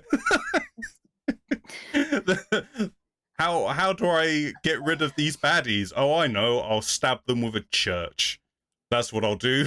Yeah. Like, I just feel like, imagine the It's so Doctor just going like, all right, Davros, I've just got my meat cleaver here. I'm just gonna just throw it funny. at you. That will solve the situation. My meat cleaver. Job done. I get it. Like Russell in. Oh my god. So there's so many other goblins on that ship still, That's like true. Apparently, whatever that killing the Goblin King apparently makes everything else made them disappear because yeah, yep. that's how I mean, if Russell my does leader things. got if my leader got stabbed through the cavity of my body with the top of the church in a I'd, matter of seconds. yeah, I'd be out. Bye. I mean, I think I would want revenge. I would be like, "This fucker Maybe they just will. Who killed." knows? Like, you know what I mean? Like, I wouldn't disappear that quickly. Yeah, like, I was really expecting because they said that the gloves needed to be charged. I was expecting, like, the gloves to fail at that moment Mm, because they died, yeah. and then the doctor have to get, like, real smart real quick yet again type of I, situation, but, like, I get, you know yeah, Russell in the Envision commentary kind of points that moment out as this is why, even this more emotive doctor, this is why he needs his human companion, because he'll do stuff like this if he doesn't have someone with him. Except Yeah, that's not really explored in the episode at all. yeah, Like, he just kind of does it, and then we move on. And we don't yep, really have any discuss. Maybe, like, again, it's something that could get brought up yeah, at a yeah, later point. I don't know, but in terms of just this episode as it was, it's just mhm. like, yep, stab the bad guy and put the baby in the snow, and off I go. That's Everything's everything's fine. all good. I mean, we had a Yeah. little bit of him going like, maybe I'm the bad luck. We had that But I moment, like but but also though, just, leaving without saying goodbye type of situation, like, have mm. you not learned better from your previous companions that no one's gonna be like, "Oh, sure, he just left. I'm not gonna come on, Amy Pond taught you something what's about waiting." what's even weirder about that moment is that he seems to be like, you know what, maybe I'll just go, but then doesn't and just says, you know And what, then leaves the I'm door gonna wait. cracked. I'm gonna wait here. Yeah, She'll "I'm be just here gonna in a minute. leave the door cracked, it's fine." I also think they do play the I'm the Doctor card maybe one too many times in the episode. Mm, Like the moment at the very end, I mean, it would have worked perfectly if had Shooty never had said I'm the Doctor at all throughout the yeah, episode until that ending moment, but he's said it like 3 or 4 times by the yeah, by that yeah, point, so it doesn't have any impact whatsoever. yep, It's like, yep, we know who you are. Thank yep, you for standing there posing. yep. You're the doctor, we get it. We get it. It wasn't the name that I needed clarification on. It was the context around you. Yeah, I think Yeah. like again, maybe because again, Christmas special, all of that comes with that. Yeah. Maybe when the season starts proper, we'll start getting more of that stuff that we're looking for. Yep. Um, well, wait and see. But we have to judge the episode as we see it right here, right now. Um, Right here, right right now. now. I mean, I guess that's kind of all I have to say. Yeah, not the best Christmas episode. It definitely falls somewhere down the back end for me. Mhm. Again, like I said at the start of this review, I saw a lot of people really loving this episode, and hey, good for you. I'm happy for you, Yeah. but Yeah. I can't turn that part of my brain off where I'm like I see something where I'm like I don't think that works for me, and Yep. just go with the thing. So apologies if I'm being party pooper for everyone who did enjoy Mm, it. Um, I would say a lot of the reviews that I saw, and I don't try to look too much yeah. into reviews, just I don't wanna bias an opinion. I kind of try to see, like, little maybe Easter eggs that I missed. Mm. But it seemed that I think why people liked it so much was they liked Shooty's Yes. performance and they liked Millie's performance, Yes. right? Um, so I don't think it was necessarily the plot of the story. I think it was like, oh, we finally get to see Shooty Yeah. I can as definitely the see that. only doctor in it. And I was excited to see Shooty. I think Yeah. it was a good introduction to them as a team, and plot wise was questionable. I actually saw more excitement from everyone over the trailer really than I saw for Like, for, like, reviewing this. yeah, absolutely. I mean, if Yeah, nothing else, that's yeah. Like, I'm excited to yeah, see the two of them more doing their thing yeah, more and where that goes. I already feel like I can kind of get the sense, and nothing to do with Shooty or Millie, but it's more like I've said, Russell's take on the show doesn't always work with me, and his take on the Doctor in particular doesn't always work on me. So I feel like yep, I'm just gonna be like honest. It's like it's not. I don't think all of it will work. Um, mhm, just because I just there's creative differences. Put it that way. yeah, But at the same time, I am still excited. Still, I'm not like fuck this show. Like yeah, I'm not being yeah, like that. I'm still excited. I'm sure there's going to be episodes that I will be really into, and mhm, will enjoy. So I am excited. And like I said, like you said, the trailer has stuff in it that I'm like, oh, that looks cool. I like the look of that monster that looks kind of like a predator and an alien mixed into one in a scary looking spaceship. That looks fun. Yeah, Um, yeah. and We have an idea of the Beatles yes, scene now. mm-hmm. Yep. I already saw someone sort of pointing out all the inaccuracies of the Beatles. they went, I was like, oh my god. They were doing it Just funny. They were being funny about it, to be fair to them. They were they were uh, before we get into speculation, don't make me do this. yes, you got to do Don't this. make me do it. Don't. How many Mavity gloves out of 10 do you give the church on Ruby Road? And will put a bracket of this might change if certain things happen in the season that change certain aspects. I would have rated it on a scale of 1 to 10 out of bondage knots, but Oh, it's okay, fine. okay. We can have bondage goblins I don't like the if that's Mavity okay. situation. How many bondage goblins do you give out of 10? I It sucks because, yeah, I feel I like there's know. been so many of these where, like, it was great until this, and then this happened. If you're rating them separately, it would I don't okay, I already know I'm going to be unpopular for what I'm giving it, so don't you no, it's so don't tough you for worry. me. What did I give Star Beast? I can't remember. It was a 6 or a 7, I think. I think possibly a 7. Okay. I'm gonna word this as this is I love the shooty doctor. I Mm-hmm. love Millie. Mm-hmm. Candy is great. The foster mom is great. Mm-hmm. I have no fucking idea what's going on with Mrs. Flood. That was weird. Yep. I We'll get to like that in a moment. yes, we will. Like, I think we didn't talk about how she went from like being angry about the TARDIS to being like, oh, you don't know what the TARDIS is? Relax, excuse. Um, but yeah, I guess it's gonna be like a 5 out of 10 for me. Not based on performance. I think just like the lack of care about the goblin story. Yeah. I didn't really care for Davina. No offense to Davina, like in any of the slightest, like I felt like that stole from it a little bit.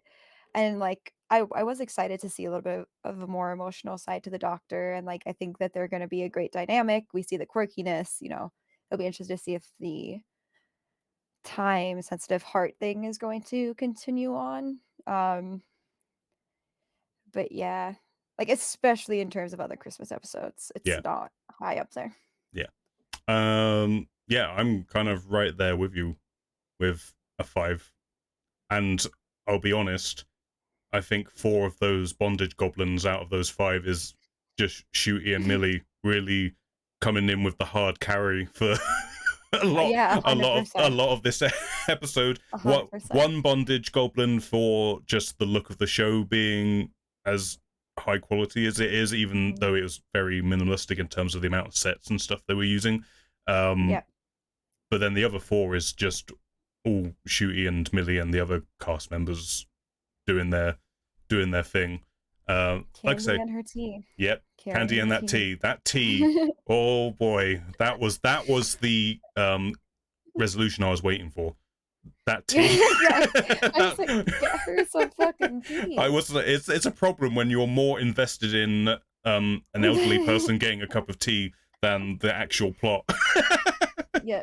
Mhm. um, but no, I mean, like you say, the emotional beats, although they didn't work for me in this episode, once I get to know this duo more and I have more time with them, I feel like emotional beats in the future, because obviously we can see that they're very capable of performing those scenes.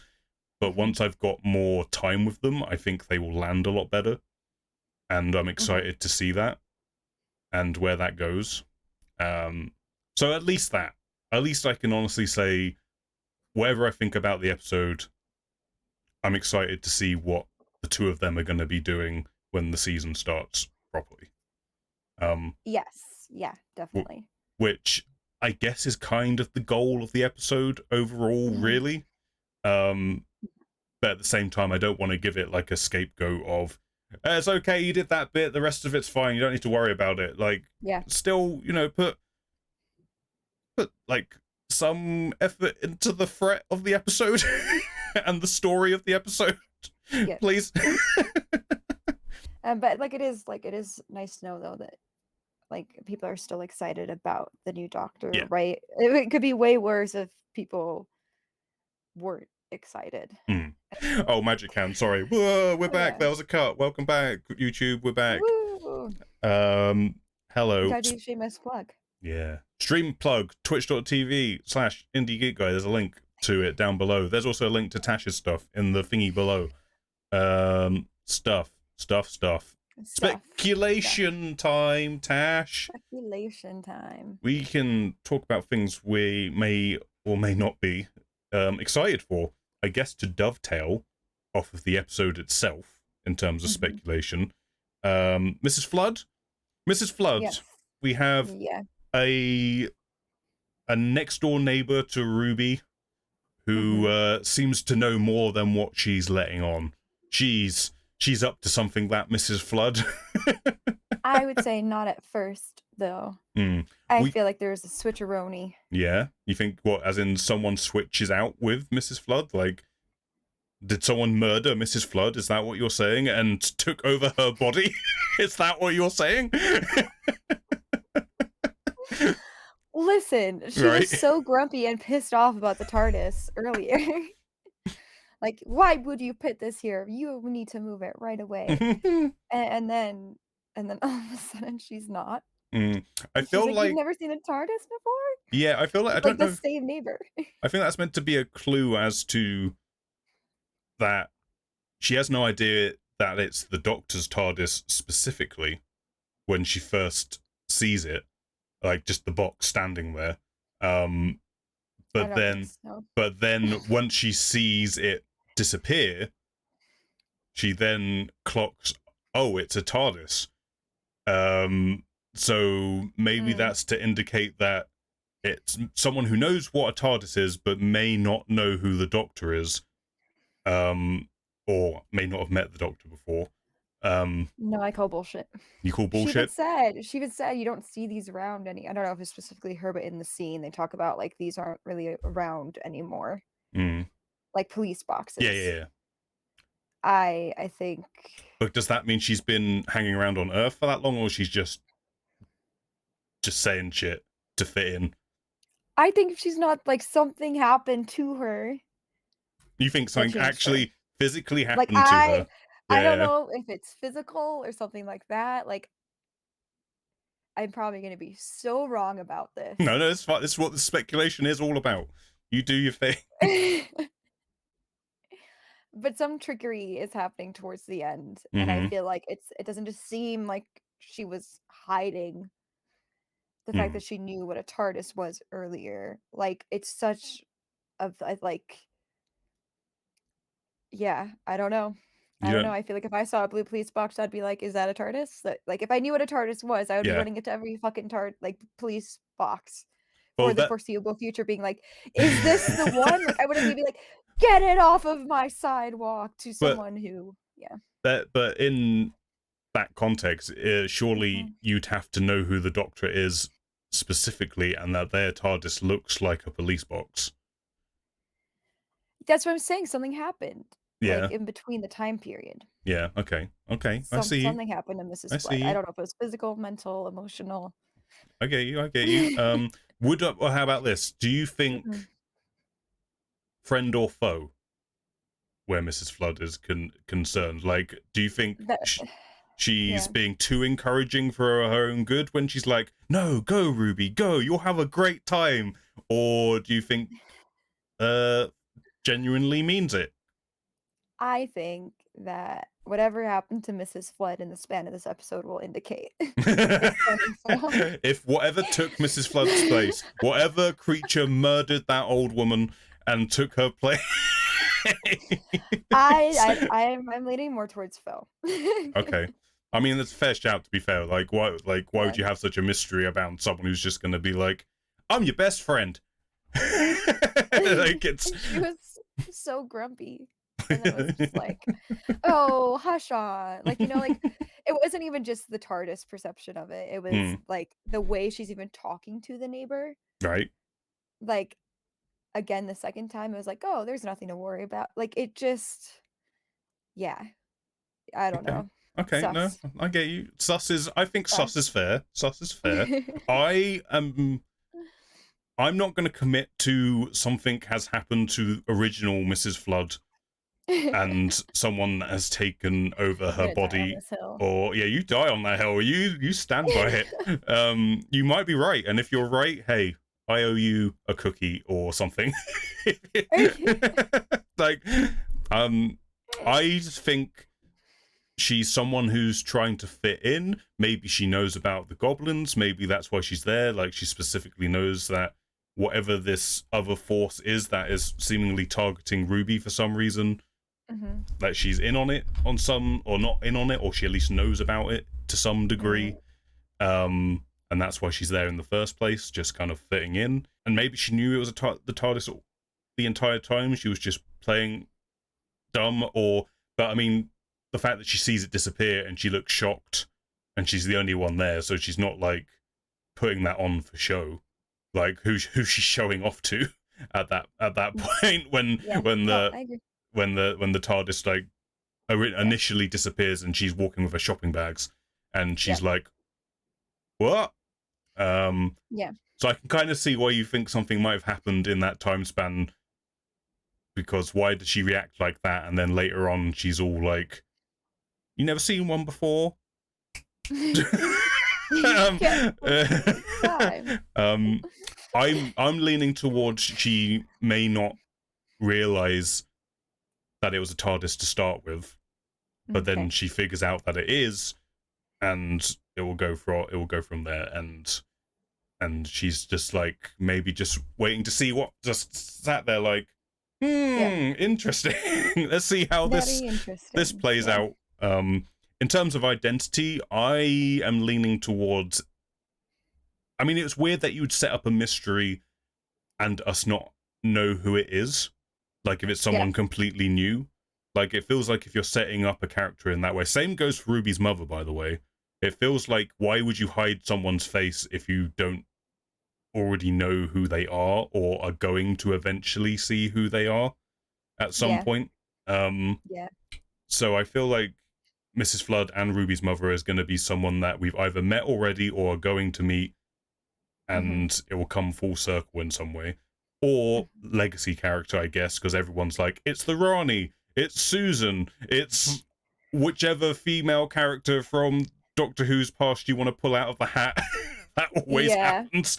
There's a lot of especially with the Ronnie, like, Ronnie equals Yep. raid equals flood. Like, yeah, I there's mean, a lot of it might well be the Rani. it. I don't know why the Rani, who, for context, who no one knows who the Rani is basically a Time Lord rebel who was more scientist based, biological based, and didn't really care for like conquering the universe or anything. Was just kind Yeah, of doing amoral scientific experiments, and kind of got kicked out of Gallifrey for doing that. yeah, And so I don't know if it is the Rani. Sure, why not? I mean, I guess she's kind of overdue for a return. Um, yeah, and I saw some people talk about, like, licensing hmm. issues with Ronnie specifically, I don't know. but contracts can be renegotiated to Yeah, get because money. I Yeah, don't know how the copyright for the Rani works. Because like in the old yeah, show, if a wrote an episode, they may retain the rights to certain things that appear yeah, in that episode, which isn't mhm, really how it works anymore. mhm, Um, so it's like the Daleks, for instance, are still owned by the Terry Nation estate, yeah, um, opposed to the BBC themselves. yep. Um, so yeah, maybe, who knows? But there's a mystery. Tash thinks alien killed old woman and's taken her I just place. think something happened to Mrs. Flood. I don't know if she got brainwashed, like, just something changed. The other intriguing mystery we have is, we mentioned this in the pre-show, is that an Mhm, actor who appeared in Wild Blue Yonder as Isaac Newton's friend, or someone who works in his household, reappeared. Same actor yes. at the scene where Ruby is on stage with her band. Mhm. um, looking different, but same person, and it feels a bit too much of a coincidence just to say, oh, they just recast. She's there. Why not? It feels like too much of a thing to ignore. Yeah. Um, Yeah. so again, maybe she's the Ronnie. maybe another another Yeah. female character who might Susan be the Twist. Ronnie. I went down a rabbit hole with this, in a Yeah. brief rabbit hole, albeit, but, like, they're saying that a confirmed song on the jukebox was, I don't remember the name of it. Oh, The Common Men's Twist at the End with it's a John Smith song, which we Mm. also know the Doctor has gone by in the past. Which, like, I think it's just, like, that song title has the word "twist" in it. Mm-hmm. Susan's last name is Twist, and I was Mm-hmm. like, I feel like it's sad both sad and entertaining that we've come to a place where, like, we can be full on tinfoil hats, and Right. it's normal. Like, it's normal Yeah. now If because every writer has damaged us in some sort of way. it feels like We don't Russell know was who to trust purposely fucking anymore. with us at this Yeah. point. It could be absolutely nothing at all, and they just Oh. recast the actress again, just to mess with everyone. Yeah, yeah. I also saw there's a lot of speculation about Susan Twist playing the character Susan in some sort of Yes, comeback, and that's that Susan is the one who waits. right. That would Yeah, be, I'm I like, don't know. "Listen, I don't know how we would take this news if My that's o- what you're trying to do to us right now." my only thing with bringing Susan back, if they wanted to bring Mhm. Susan back, I don't know why you wouldn't just bring back the original actor. She's still alive. It Yeah. would have more emotional weight if you just Yep. have her come back. I mean, I know she's, Yep. she's like semi-retired at this point, but I feel Yeah. like she would come and do it Yeah. if asked. And And we've seen a lot of, you know, individuals left to come back and do things. mhm, Yeah. mhm. Like, yeah, so whenever someone throws out it's Susan, I feel like no, it's not. Because if you're going to get Susan, you're going to get the original actor to come back and do it. Yep. You're not going to recast it. I know Susan's technically a Time Lord that we know of. Mhm. So regeneration is a possible thing that could have happened, but Yes. I still think that you would bring her back if that's what you're going to do. But yeah, so we've got two mysterious characters who may be a bigger thing, or like we say, is Russell fucking with us and will be nothing. Oh, Yeah, I have so many suspicions about everything. I mean, they don't bring that up in the commentary at all. They don't mention the fact that she's back um, from her Wild Blue Yonder casting or anything. They do wink and go, Yeah. "Oh, maybe we'll see Mrs. Flood again, possibly." Wink, wink. So Well, I mean, I think for sure we're gonna see Mrs. yes, Flood yeah, again yeah. because there's no way you do that weird credit scene. Mm-hmm. Like Like, the Marvel tease. yeah, like even Davies isn't that Actually, I was going to mention that that ballsy. for you, that would have Yeah. been different, right? I think on Disney Plus, what happened for you was that when the episode ended, you got like the show will be back in May or whatever, right? Is that what popped Y up? yeah, but so we got the Mrs. Flood scene Yeah, though, yeah, yeah. so, like, it went to the music for 1 second and then So showed Mrs. Flood and then did the credits. over here for us, what happened is it went to the Mhm. credits. So Oh. we had like the cast list and I think the first bit of the crew list, and then it cut Mm. and gave the scene with Mrs. That Flood. makes so much more sense because I saw someone mention that, and I was like, "Okay, I'm pretty sure I saw, like, one cutscene," and so I was rewatching last night, I was like, "Did I miss, like, another cutscene?" Mm. Like, no, I don't think I missed another cutscene. No, no, no, no. So it was Yeah. literally like a mid-credit stinger for us. Yeah. Which is funny because like I imagine how many people turned off and didn't see that. And then they woke up the next day like, "Excuse Wait, me?" what? I mean, I feel like I would have known something was up no matter what Mm. by Yeah, yeah, they're yeah. like, "Yeah, go ahead. Yeah, that was a bit Have weird. fun. That's... You hop on in that mystery thing." Not that I like yeah. Yeah, yeah. It's a setup. There's been so many setups over the three specials, this episode, I have to assume that I don't think Yeah. all of it's going to get paid off in this first season. I think some of it is going to carry over to the second season, which they're all already well into production doing. Yeah. Um, Yep. so I feel like they're going to be connected. It was also, this may just be a complete guess for me, but Mhm. the way that they were talking with Millie at the end of that commentary, it Mhm. kind of felt like that maybe she's finished filming. Like the way that they were talking, like they didn't say anything Oh, specifically. like So her so I feel yeah, like I see. I feel like Ruby's story is going to be wrapped up in these 2 seasons that they're doing at the moment. Um, Interesting. like because the way they're doing the very show Yeah. busy, like, oh, it was lovely working with you, you're so magnificent, you know, they were doing like kind of all Yeah. that kind of talk, so it kind of Yeah. had that vibe of, has she completely finished now? That might be me Hmm. reading into it too much or Yeah. whatever, but it just, that's how it came across. um I mean, it could be we've had companions not last mhm, more than 2 seasons before. yeah. Yeah, I mean, I think Just 2 seasons is a good amount of time to yeah. have a companion storyline kind of play out and do what they're going to do with it. But it was Yeah. just kind of an interesting vibe that I picked up. But yeah, other than those two, we've got the boss, the one who Yes. waits, The boss. who we don't know if they're the same or different. We don't know Yep. if they're whatever, some sort of big bad. The master, I assume, Yes. uh, in the gold Yeah. tooth, and whoever picked up the gold tooth. Maybe Mrs. Yep. Flood picked up the gold tooth. Maybe it was You never know. Mrs. Flood was flying up the side of the building, picking up that gold tooth. Oh my gosh. I saw like I did see some theories. Mrs. Flood was River Song, and I was like, listen. Uh-huh. Yeah, go on then. You stop that. You leave my river song out of this. You leave my river song the fuck out of this, all right?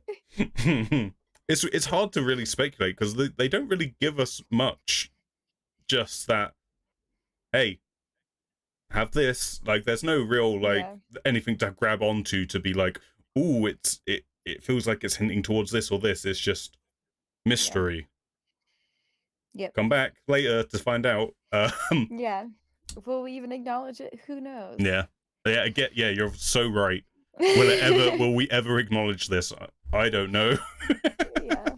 Who do we think Ruby's mother is, if it is her mother in that scene? Um, Oh, I I'm gonna mean, say, yeah. I'm not the first to say this, but like, on my point of, you don't cover the person's face unless it's someone you've already seen. Yep. I think it's Ruby putting the baby there. Honestly, like I think, Interesting. and if I kind of also think, if we're right about the scene we see at the start with Shooty crying more, coming out of the Mhm. TARDIS and watching, maybe that's part of her departure. So we're like seeing the end of the story at the start, Mhm. kind of thing. Um, I don't, like, her mother could be anyone. Maybe Yeah. she's not even from Earth because that's why they can't find any evidence of who her parents are, or maybe there's someone from the far future, Mhm. and brought back in time, something along those lines. But I'm kind of almost certain that I think it's Ruby putting the baby at the church, because that's the only reason you hide her face. Honestly, Yeah. Or unless it's another character that we've yes, seen there could be another before. character. I I mean, just it doesn't really matter too much, really, but yeah. it's gonna be Yeah. whoever it's gonna be at the end of the day. But that's Yeah. that's just where I'm kind of leaning. I definitely don't think Mrs. Flood is Ruby's mother. No, I definitely don't think that. I saw no, that floating around and I was like, I "No." don't think so either. Would it be funny if it was River Song? Yes. another another companion of the Doctor's that's related in this way, like, Is what Ruby the doctor's child? Another doctor's child? No, that's just me bullshitting 100%. Yeah, it could be Ruby. It could. I don't like no other person right now sticks to the top of my mind No, in terms of who it yeah, could be. no, it's fair because, Um, like I say, they don't really yeah. give you anything to go off of. Um, Yep. it's just it is what it is kind of thing.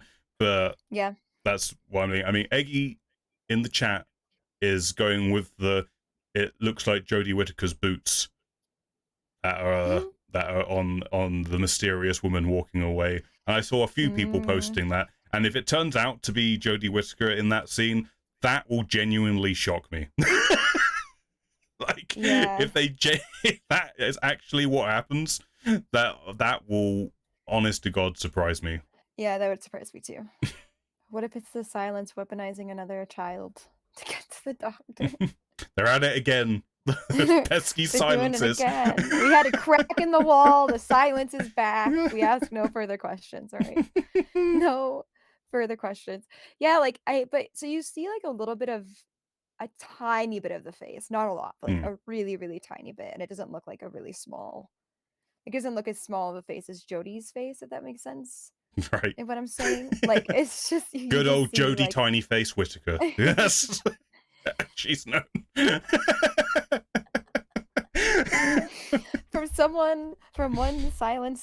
one silence from one tiny faced person to another. I feel like you could be um no, I just yeah, I don't know. Like would it be interesting if it's Rose in some sort of way as well? Now that things are You just mean being fucked with. new Rose or OG New Rose? Rose. New Rose. New Rose, yeah. New Rose. I don't know. I don't know, Yeah, I mean, honestly. I, I could see it being Ruby herself for mhm. sure out of all of the theories. That would make the most sense, but we've seen so much weirder shit, like, River Song's whole story, right, was way more evolved and convoluted, I think, than anyone thought Mm. at first. But I mean, Yeah. we're this is completely off tangent now, but Yeah. where it comes to Yeah. the whole River Song storyline, Yeah. some of it I feel like was like when we first meet River Song, Yeah. she lists off some stuff that's happened vaguely. Um, Mhm. and I think some of it was planned because I think by that point Stephen Moffat knew he was taking over. Um, Yes. so he kind of Yes. set that like the crash of the Byzantium literally is in the next season afterwards. Yes. So Yep. so that was planned for. But then I think other stuff he kind of just maybe sort of weaved in um, Mhm. to account for it in some way.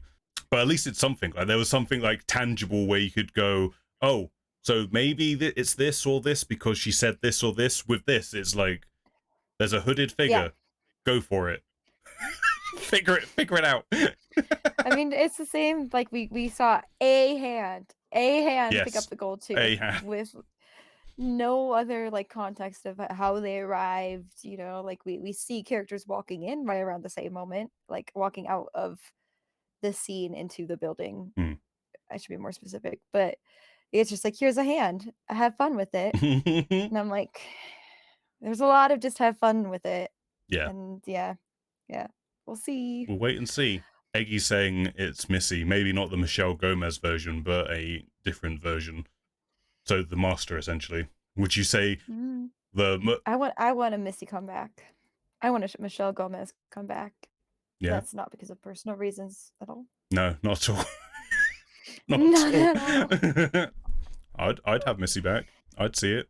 Dear. I don't know if there's really anything else to speculate about. I mean, the trailer's fun. There's Mhm. looks like there's fun ahead.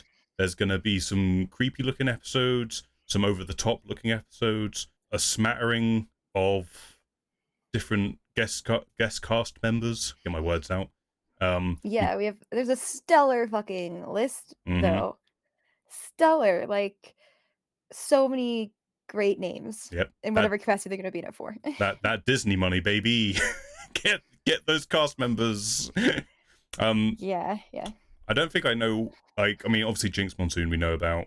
Yep. Um, We know, I don't know the actor's name, but he was in Hamilton.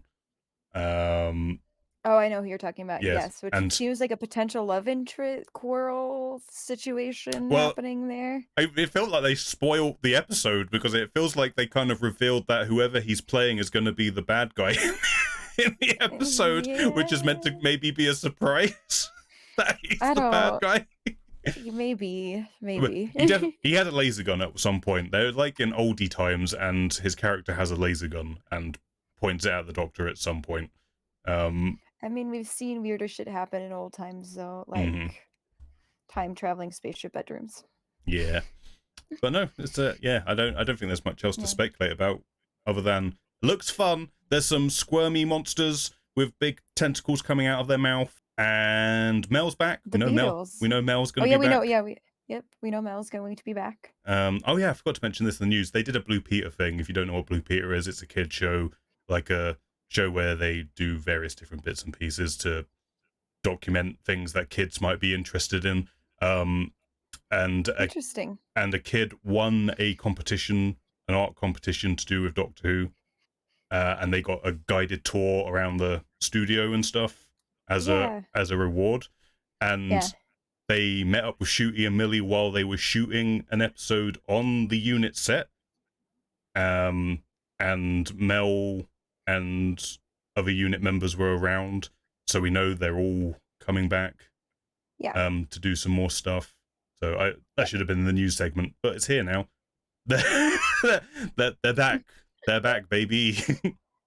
Yeah. Yeah. And we also have you have Lenny Resch coming in as Morris. We don't know who Morris is going to be yet either. So like there's a lot more like a diverse cast coming in, which is Yes. nice to see. And Lenny Resch, the name of it's blanking on me. I know it's on Hulu. Just Hmm. did a really great job on a TV show that, for at least for myself, was on Hulu. And I can't remember the name of it now, but Lenny Rush did a great job there, and so I'm excited to see what they'll do as Morris. Um, who else? The Duchess. We got a sneak peek at the Yes. Duchess in that Yeah. episode, and the Duchess I'm excited to see as well. I can never. Well, I won't go on too long of a tangent, but there's I can't take the name the Duchess seriously anymore because there's a podcast called My Dad Wrote a Porno, and I'll leave it at that. Every time I see the Duchess, it's a British podcast. I don't get me No more don't know what I'm context talking is about. required. It's all good. It is a poorly written porn book, and Uh-huh. the son is making a podcast about it with his friends, Okay. about his dad's porn book. And there's a character in there called the Duchess. And it just escapes into my memory. So every time I see the Duchess, I'm like, excuse? We Like I were have to take a second to remind myself. Wow. We really went down a rabbit hole I wasn't expecting to be putting my head I'm into sorry. today. We're moving it out. I have. Sorry. I just like Oh God. I need to spit it out. But yeah, there's some great people coming. Yeah. And a lot of unknown roles too that Mm-hmm. there were lovely people announced for. And we're gonna see more of Rose Yes. Noble as well, which is gonna be exciting. As for the podcast, Yeah. Yeah. like I said earlier, I think what we'll do maybe one or maybe two, depending on our mood, a month if we come up with a solid idea for what we can do up until the show comes back. And then when the show comes back, time and everything good, we will keep up with every episode and review them as they come out and do the thing is the plan. Do the thing. Providing we're able to, that is the plan. Thank you everyone for another fun episode. Yeah. Even though maybe this episode wasn't so much for us as everyone else, it's okay. It's okay to be critical of things you love. Okay? Mm-hmm. It's allowed. I know some people get a little tense over that, but as long as you're doing it, as long as you're doing it with the right mindset and it's coming from the right place, it's okay. We still love the show. Don't worry. It's okay to go against the grain sometimes, and it's okay to also like episodes that others have hated, and vice versa. It's a vast 60 years of content. Yep. Not everything's going to be your jam. Not everything's like, everyone has their different things, and it's totally And okay. What's important is you keep coming back for more, and keep coming back more we're for this nothing podcast where except we'll talk about that 60 years of history whilst there's no episodes to talk about. yeah, We'll find yeah, something to do, don't you worry. yeah. I guess we can end on, like, a positive note of, do you have a favorite Christmas episode? Oh, okay. Yeah. I would go with uh probably the Christmas Carol would be the one I'd go for. You son of a bitch. Yeah, Stole my yeah. goddamn I favorite mean, episode. it's depending on my mood, it goes between Yeah. Christmas Carol because I think it's the most Christmassy and Doctor Who-y all at the same time. Yep. Yep. Um, and I think it balances that perfectly. It's like we're saying, it feels like the characters are great, and Mhm. the antagonist also being kind of the protagonist at the same time, and how the Yep. Doctor interacts with that is fun. Yep. How Um, the doctor just comes in people's lives and mhm. wrecks shit. Wrecks it and then rebuilds it and wrecks Yep. it again Yep. and Yep. rebuilds it again. Fish in the sky, that's always fun. Yep. Um, and then if I'm in a more, uh, I want a bit more of an alternative Christmas, I guess, Mhm. something a little bit darker. I would go for, is it called Last Christmas? Is that what it's called? The one with the head crabs. Yeah. Yeah. It, I think that's what it's called. the first Peter I Capaldi g one. Yeah, I got lost on the Yeah, yeah. that part. If I'm looking for a Oh more my of god. a more of a maybe spookier Christmas one, but even though Santa Claus is in it and it's Nick Frost, which is like, what more can you fucking Mhm. ask for than Nick Mhm. Frost being Santa Claus? um, and monsters that suck your brains out. I mean, come on now, come on now. Yeah. Yeah. I wish I could like Peter Capaldi. I wish I That's my I aim of wish this I could. podcast. That was my whole control. I'm gonna make Tash like Peter Capaldi, and this is how I'm gonna slow burn into Listen, this. you making me like Peter Capaldi is me convincing you that all of Jodie's seasons were fabulous writing, and there's no flaws in any Mhm. of those plots. Hey, So, that might be what we dedicate an episode of this podcast to. Is Tash pops off on the justice for 13th Doctor? Jodie. Yeah. No, but yeah, I would say close second to mine was The Caretaker. The Caretaker also dealt with, like, a heavy subject, per Mm. se, while also celebrating, like, So you Christmas the and, like, the doctor not really understanding how to fix human problems, but being like, That's "Oh, this interesting. will fix it." So you mean the Doctor, the Widow, and the Wardrobe? Yes, Yeah, yeah. So I that's keep saying the interesting. caretaker because Yeah, he that's the role he mimics plays. Yeah, yeah. the caretaker. Yes, yeah. Um, That's it. Not many people would say that's her favorite, which is interesting. That's interesting I of pick for you. yeah, I I mean, I'm nothing but a sucker for what people don't like, yeah. right? I think it was just very, like, the doctor's trying to fix Yeah. things, but doesn't understand how humans work, Mm. and yeah, I get you. Like, it's not one of my favorites personally, but I do like the stuff that you're talking about in that episode. I do like how that kind of works in yeah, that episode. Like the yep, doctor just like, I need to the whole, like, the doctor fixing his bow tie thing, and I can yeah, fix this like my bow tie, right? That's how this yeah, works. And I yep, do like the ending of the episode with the happy tears, um yeah. and all that good stuff. I don't really, like, think of people are gonna come for me, so I'm just gonna shut my mouth. I want to know now. You can't give me you can't start that and take it away from me. The I tease. like I would say I didn't really like David Tennant's Christmas specials, like, Mm. obviously, Wilf, we love Yes, Wilf. we Don't love get me Wilf. wrong on Wilf, we love Yeah, Wilf. Yes, yes, yeah, but those don't come to top of mind for me, um, yeah. Christmas as, like, Invasion. memorable, I guess, Yeah, like, not memorable, just yeah. some people are very attached to Christmas Invasion because that was maybe their introduction, and obviously it's David Tennant's first appearance. I kind of Yeah, like, the Doctor's barely in it, so for me, I'm like, Doctor Who's always better when the Doctor's there, and the Doctor's barely in that episode. So it's kind of like, yeah, okay. Yeah. And then what's there? Like Voyage of the Damned is kind of, it's all right. Runaway Yeah. Bride is it's okay. They're all kind of Yeah. okay. The End of Time is shite though. Yeah. Like that's that isn't good. Oh my god.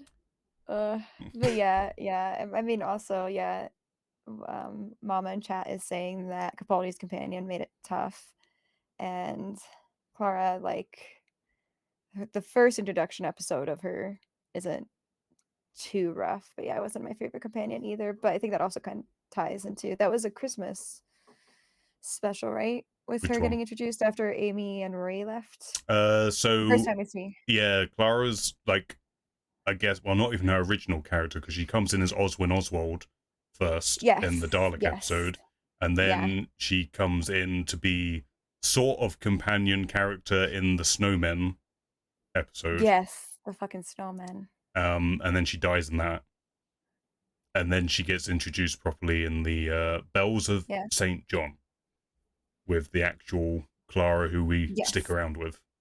Yeah. Has anyone in chat said what their favorite Christmas episodes are? I think Mama said the Runaway Bride.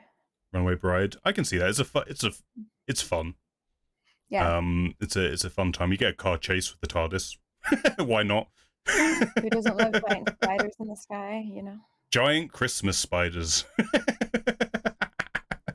I'm so glad you guys know all the details. My brain is crap recall. Hey, my brain is garbage with everything other than this show. My brain is garbage with this show, and I trust Indie to fill in the gaps. Christmas Carol is just like I just stole it from you and was like, nope, that's mine. Sorry. no. No, I actually made Eggy watch it after the last Christmas special because I was like, let's watch something that was good and well executed.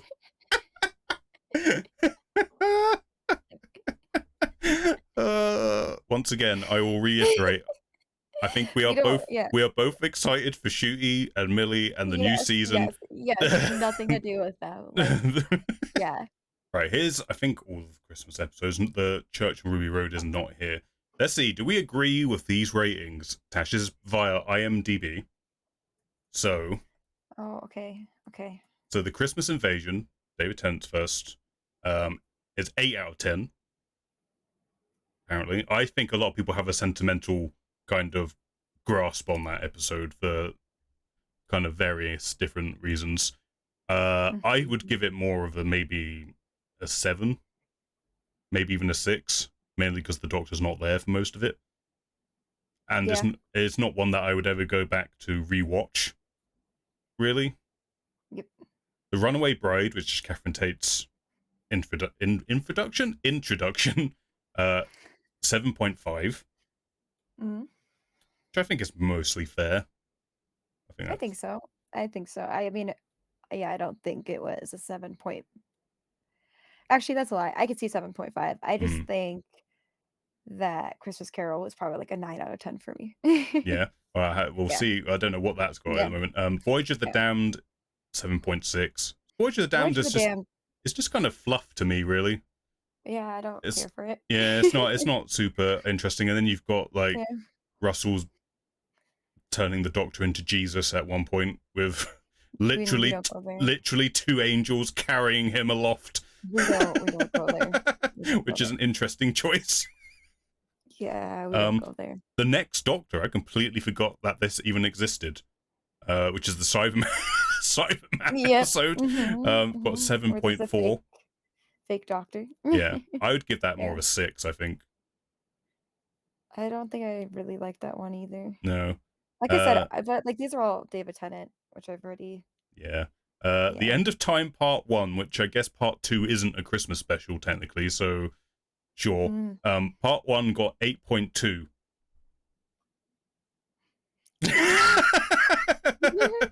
Look, there's some good scenes with Wilf and the Doctor in there, but Yes, there other are. than We love Wilf. We love a Wilf. other than that, Yeah, it was what it was. yep. A Yep, Christmas Carol, 8.5. Close, close I'd give it a is 9. what yeah, I would give it a 9. Uh, you're not going to be happy with this one. The Doctor, the Widow, and the Wardrobe, 7.2. I mean, that's not too bad though. Like, it's not that It's I'm above not happy average. with it. Yeah, I just said, like, for me, Yeah, that yeah. was probably my Yeah, second it's fair. favorite. However, we do get the one I will oh, it's fine. We'll talk about it. We'll talk about it because we did have one with River Song and the Singing Towers. We'll So, get yes, there. yep, yep, yep. Mhm. The Snowmen, which is the Clara not Clara episode, Yeah, 8.3, which is surprisingly surprising. high. Yeah, it's quite high. I don't hate that one. Um, Yeah, it's not one I instantly go to, no, but no. I am surprised that it's rated so high. The Time of the Doctor, which is Matt's final episode, 8.4. Mhm. Um, Mm, there's parts of Time of the Doctor I really like, and then there's other parts of it that I'm like, yeah, yeah. Naked Doctor in a church, I guess that's a thing.